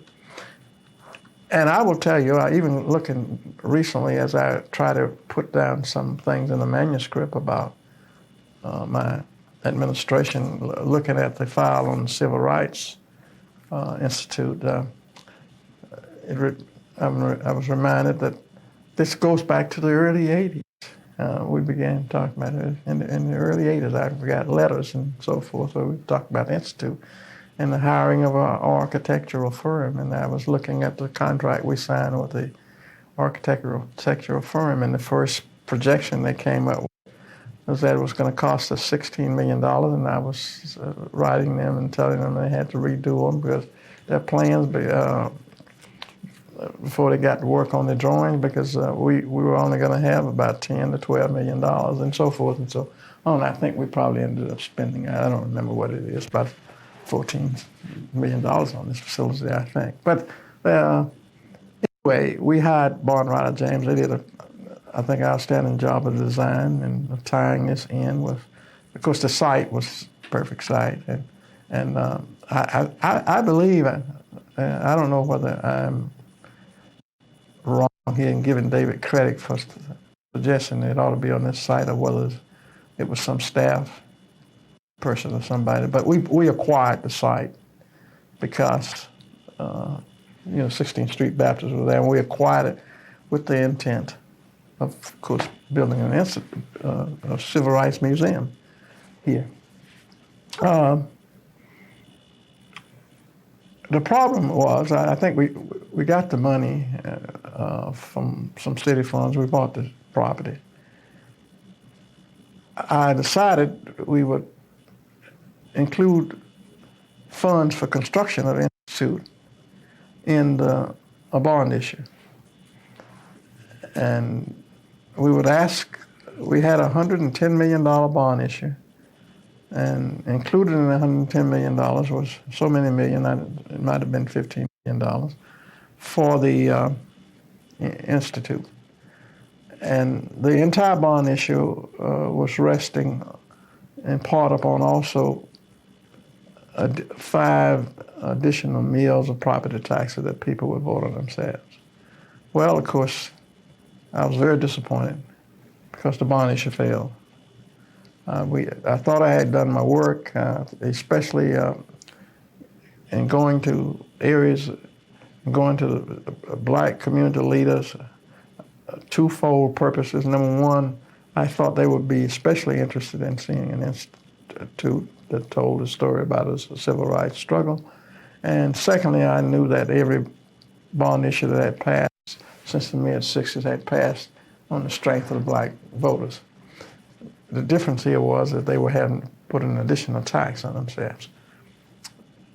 And of course, it failed, and I had expected it to pass, quite frankly. Now, that was our position. I can remember Henry Goodrich, the CEO of Sonat, coming to the office and telling me that he and some other corporate people I had met, and they didn't think the idea of an institute was a good one. And he brought with him a clipping from the Memphis Appeal, Commercial Appeal, which he left with me, where they had made an announcement that they were going to convert the Lorraine Hotel into a civil rights museum. And his argument was that we didn't need another one here, and that it was not going to do anything except perhaps reopen some old wounds and so forth. So that was some opposition to it, and I think it might have been pretty widespread. There's always been that feeling among people. Many people here would really like to forget that part of our history and not remind people of it, and they think that when we do that, it's very negative for us. Although I have to say that the last time there was the anniversary period, not the annual anniversary, but period for the 16th Street Church bombing, our local media gave it wide exposure and played in the whole history of it. So I was pleased to see that, because it says at least, some of the attitudes about how to handle these things are really changing. But anyway, Phil, I was visibly upset that they failed. And some of my supporters in the black community came to see me because they knew I was upset, and they were feeling sorry for me and said they didn't work hard enough, and they really didn't understand how important it was. And they said to me what they wanted me to do was run that bond issue again. So I believed him, and I ran it again. It was defeated again. But being determined to see it go forward, I had the staff to begin looking for other sources of money that we might use for the institute. And we came up with the idea of selling a building that houses the Social Security Payment Center for the Southeastern United States, which had been built by the Public Building Authority and was eventually to become the property whenever the debt or something was paid off of a developer out of Memphis. But long story short, what I did was move early and sold the building to him. And we got some of our money to start the pot growing for the construction of the Institute from that. And then we looked around in other areas, and we had some past bond issues where some money was left here and there, and it was money that could be used one way. It wasn't designated specifically for the Institute, but it was broadly enough designated that we could use it. And so we just found a way to finance it, to get it going, and we built it. And we had, once it was built, incidentally, we had a minority firm, a partnership between Mr. Harvard's firm, John Harvard. It's interesting that John Harvard would build a civil rights institute. I mean, would be the builder on it. He and Herman Russell, those two firms, joint venture in building this facility. And,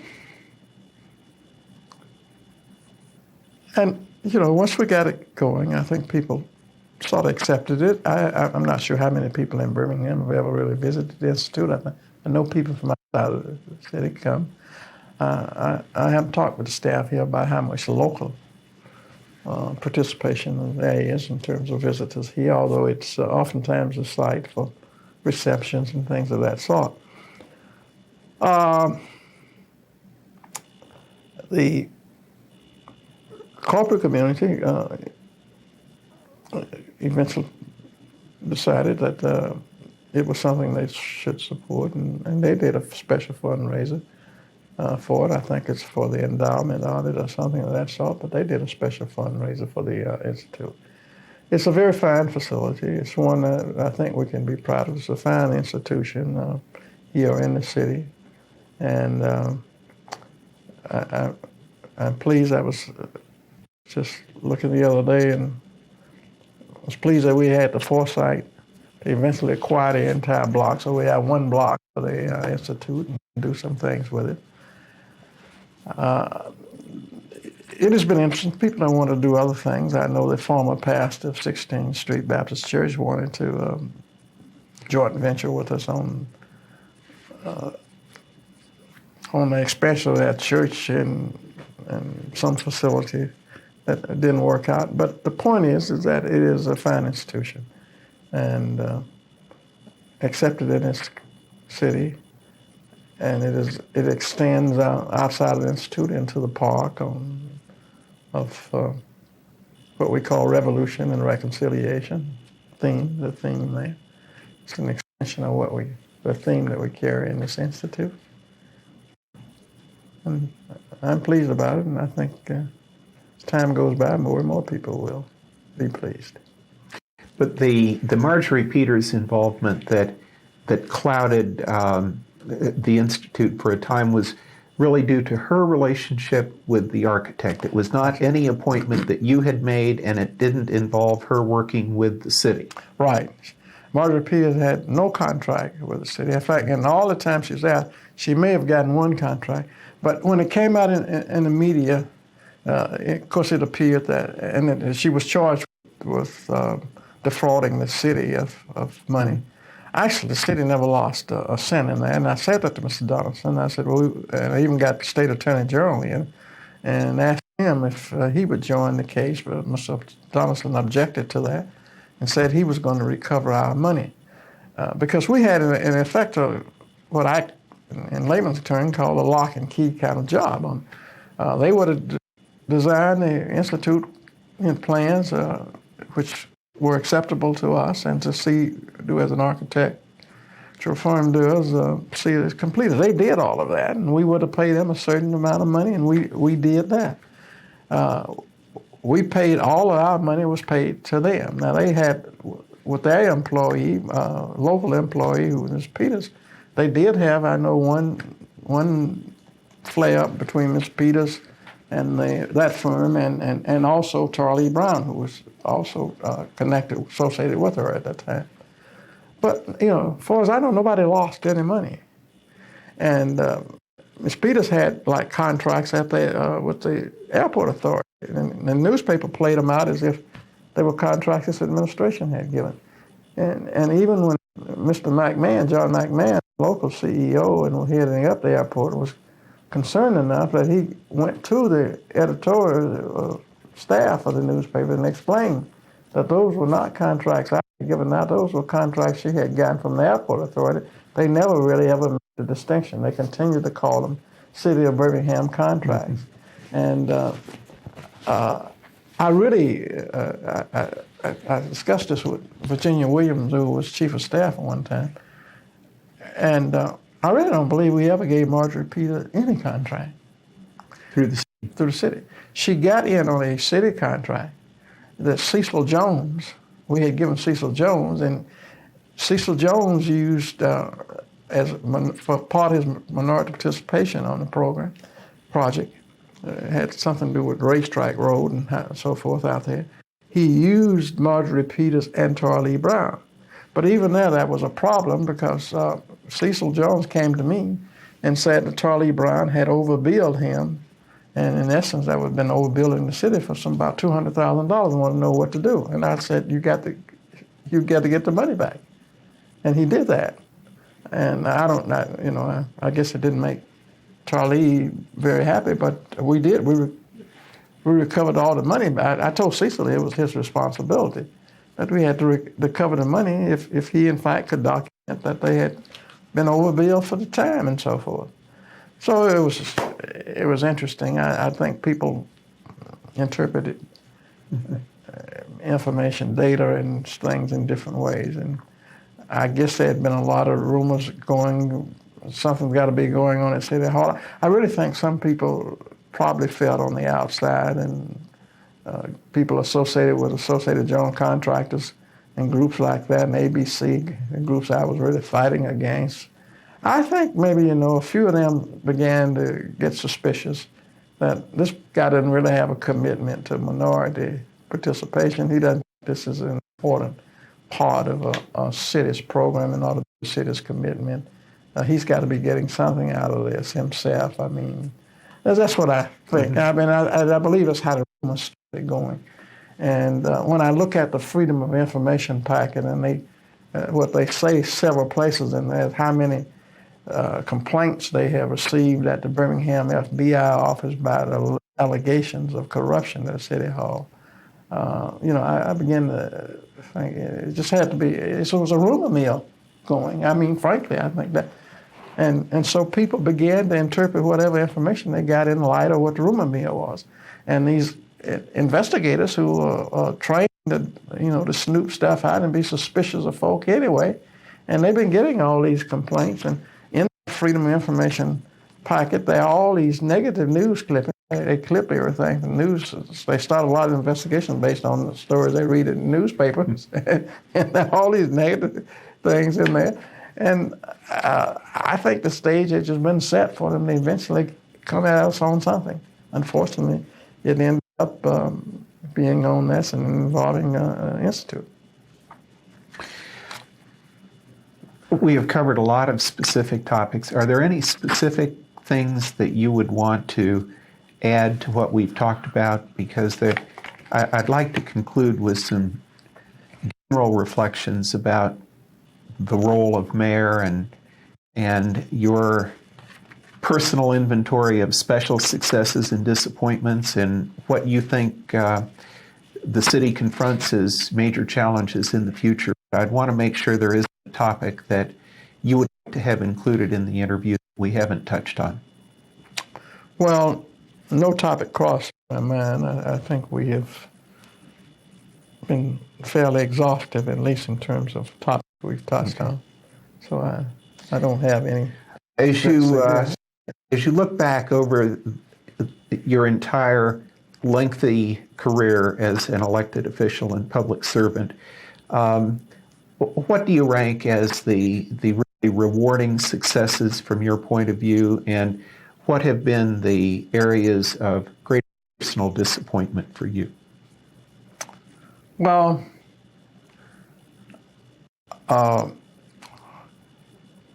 the success of the city in remaining economically viable, our achievement in guiding the city a period of time in which there was a transformation or a transition in its economy,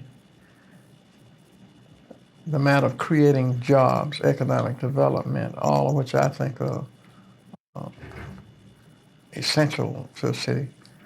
When I think about the fact that in 1979, when my administration took office, we were in the economic doldrums, and people were out of work, and our unemployment was 20-some%. Steel industry was going down the drain here and elsewhere. Steel mills were closing and all of that. And where we've come from that to a city was not financially strong, didn't have money and so forth. And where we've come from that time. And in 20 years, become a city that at certain times was known and still is, I've seen recently, as one of the medium-sized cities with good job opportunities, one of the top 10 at one time hotspot cities according to the National Magazine, where there was significant economic development going on, the whole economic transition.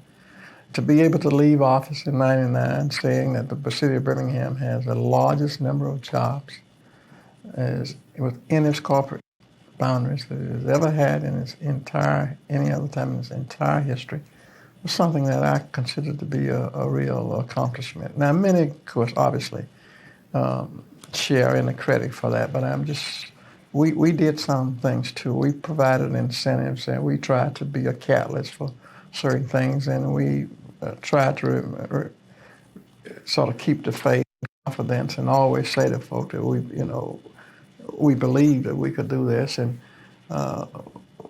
we approached a lot of CEOs who were thinking about moving, who some of them did, and we offered incentives, to stay here, and we had some successes, and so despite problems with suburban migration and all that, we built an economy, we built a strong financial base for the city. That's something I'm very proud of. I could talk a lot more about it. The second thing that I see as an accomplishment is we became, in my opinion, an inclusive government during our administration. And perhaps a model for the state in that regard, as I have said earlier, as it relates to race and gender. And that was very significant to me because this is a city that was known for its racial discrimination and for its exclusion of people, and did not permit people to compete even on an equal basis for jobs. Really shut the door on people, particularly black people, and really limited women to the achievement that women might make in job promotions. We changed a lot of that, and to leave office and be able to say that we come from a city with 12% of its labor force black, and most of those blacks in the most menial jobs in the city, to one that about half of its employees are black, and many of those blacks have supervisory responsibilities. And that we have increased the promotion of women and upgrading of women, and we had the number of 33% going Graham and calculated.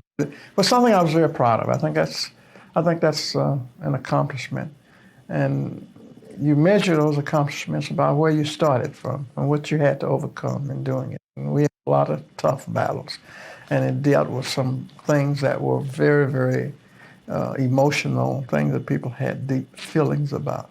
Just to say, we got blacks in supervisory positions. Nobody thinks about that today, but that was a no-no in Birmingham for blacks to supervise whites. In fact, Sadie McGardo, who was the director of our emergency management program, a civil defense program, and the story she told me of her neighbor who was very curious that she worked for a mayor who was black. And Ellen Coles has a similar story she tells about an elderly white neighbor she had who came out to her and said, what is it like to work for a black man? And I just mention that because people don't know, how deeply rooted in human behavior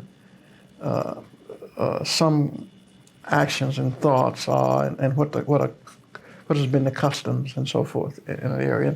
And Birmingham was a rigidly segregated place where people clung tenaciously to these concepts of class, race differences, and things of inferiority and where your place is.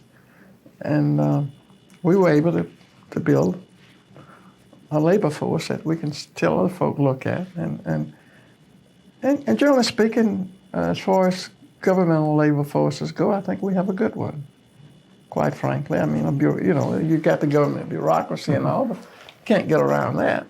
But we brought some quality people into that, into city government. So I'm very proud of that. I could talk a lot more about it, but Sadie McGardo would just close that point out.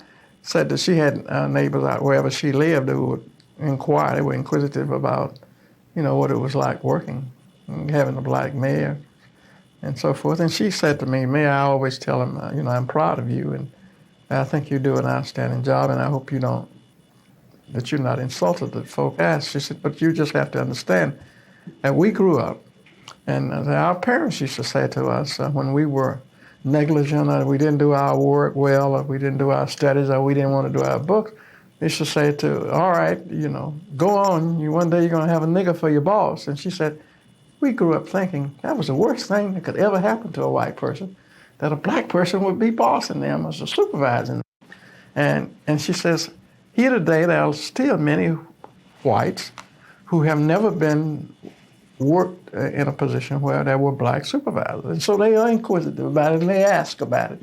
And she says, I just want you to know, I tell them, how proud I am to work for you. But included in all that is, if you unravel it, is, again, the way people thought, what people honestly believed, what they fought for. And I think we've changed things more than we know. So I'm very, very proud of that.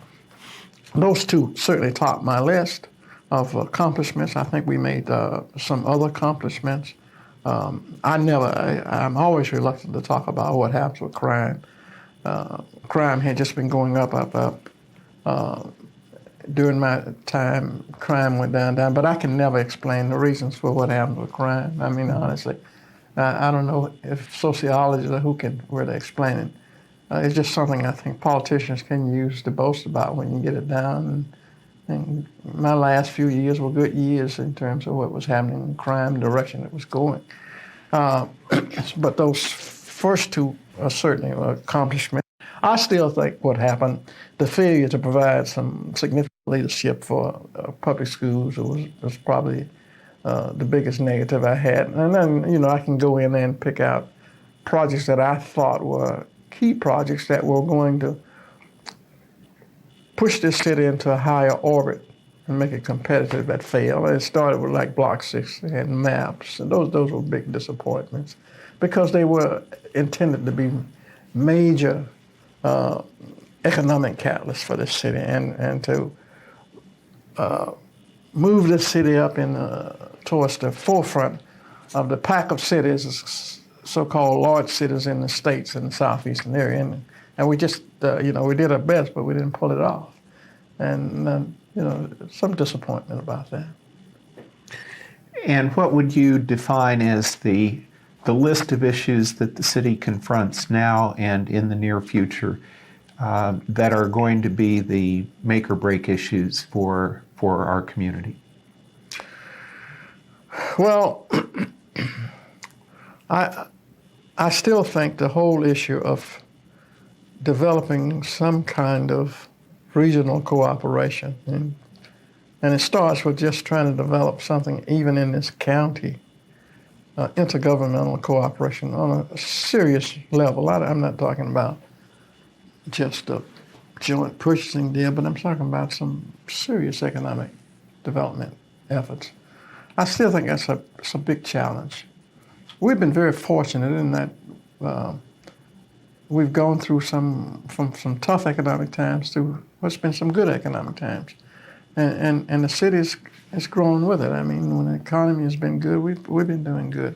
And even sometimes when the national economy wasn't doing well, we continued to do good. We have generated jobs and so forth in this city. We still provide many of the jobs for this metro area. People who don't live in this city, but they work here, and they come in here and they make their living here. And that is due at least in part to the fact that governments here and city governments have really worked. There's been no other government, including the county, that has taken the initiative that the city of Birmingham has taken to try to carry out economic development and to try to create jobs in this area. And, so when we've been able to do things like the success of the park out on 79, Del Monte and Ogahara and all those, I get great satisfaction. I know how hard we worked. I mean, we competed with several other states and places for Ogahara, which is a supplier for Mercedes body parts, and we got Ogahara here, and it's expanding, and it's got a bright future. It's going to create a lot of jobs for us still down the road. So the challenge is to try to maintain the economic development. That's it. One saving grace we've had is that even with the negative impacts of the suburban growth on us, we've been able to generate the jobs here, be economically sound, to keep a tax base in place. That is still an ongoing challenge. You've got to have economic development, because that is the very foundation upon which the whole quality of life will rest. That's something we have to do, and we have to be very vigilant about doing it, because we are a city that's still in some sort of change here, and we're trying to redefine the character of this city. We've got to do something about, of course, we've got to continue with education, public education, and find ways to have our schools, public school system, to maybe joint venture, try things like what we call charter schools or things like that. We've got to find ways to improve education for kids. We've got to find a way to challenge kids in Birmingham school system, and to help them to redefine expectations, because I think part of the problem is that nothing is expected of a lot of the kids, and they give you about what you expect. When you tighten up and say you've got to do this, that, and another, more of them do it. So we've got a long way to go to accomplish that. Housing is another thing that we really got to give some attention to within the city.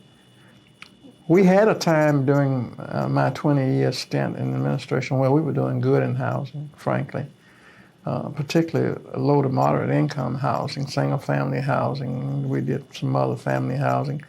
But as the national policies changed and Mr. Reagan came into office and program funds dried up, a few years after that, the pace of housing redevelopment, new housing construction, housing renovation in the city slowed considerably too. And so the city suffers today from disproportionate amount of substandard housing and vacant lots. We've torn down housing. So housing stock is a real challenge for the city today to begin to improve housing stock. It's interesting that our economic growth has helped people, and especially folks who've been at the lower end of the totem pole, those who have had some skills and so forth, to help some of them to move up. But we have not been able to provide the housing and the kind of schools they want, and so we lose a lot of them to the suburbs and so forth. To be viable, we have got to get a good housing program and a good system of education. Some of that's a long road back. The education thing is the longest road, but we just got to do it. You know what it's like to be mayor better than anyone else. Final question, would you reflect on the office of mayor? What is its importance in the city, in the metropolitan area?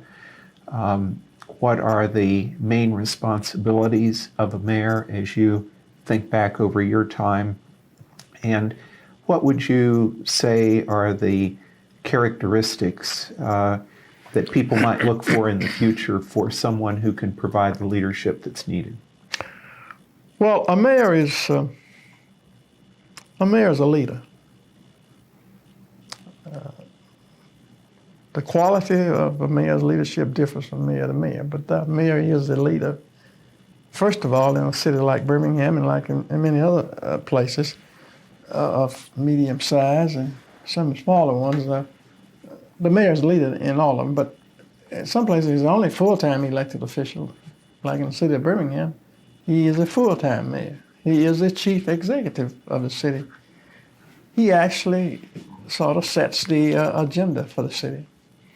He has to be the negotiator. He has to be the person who can knit together networks, cooperation with corporate communities. He's got to work so that the corporate community develops enough confidence in his leadership that they are willing to share some of the risk with him and to give him or her, for whatever the case may be, some assistance in helping to define goals and actually oftentimes putting their resources behind goals. The mayor has to be a mediator in a number of things. There are, in many cities, there are always issues to mediate. The more diverse your population is, also the more people problems there are going to be. If a mayor is respected, that mayor can be a good mediator if people trust that mayor. Some do it better than others. I mean, that's just the way it is, but that is the role of a mayor. There's a significant burden of leadership on the shoulders of the person who is mayor. The person got to have some vision. I mean, you got to have some vision about what this city ought to be, and you got to be real about where it is, whatever city it is. And take your city and you got to have some dreams about where it ought to go and some idea about how you might try to move it that way. And how do you get people to follow, and how do you get at least enough success, minimal success, that people are willing to fall in and believe things are going to happen. And that calls for putting a lot of things together. They say knowing a lot of people and people getting to know you at least well enough to believe that this person knows what he's done. He's got some sense of how things ought to go, and he's worth working with. It is just really a big job. Cities generally, in particular cities in America like Birmingham, cities with large minority populations and so forth, you really need a proactive mayor. I mean, in a lot of areas. You've got to be proactive with your economic development programs and things like that, but you got to be proactive with human relations kind of things too. You got to be able to step in and head off things that could deteriorate in some of the negatives. And we've had some of the experience. I think we were more successful than sometimes even we knew when I look back at some of the hot issues we had to deal with. Some of the things that some people think you ought to be criticized for and criticize you for it. Sometimes some of the issues that help keep the lid on things. I mean, I had to stay on the tightrope of, I needed the corporate community, and I had to have a significant segment of it. Same time, I needed that, what people call it, civil rights part of the black community, because we got a strong contingent of that there. And potentially there's always conflict between the two. And in a situation like that, the mayor's got to have support in both. You got to have enough credibility that you can deal with both.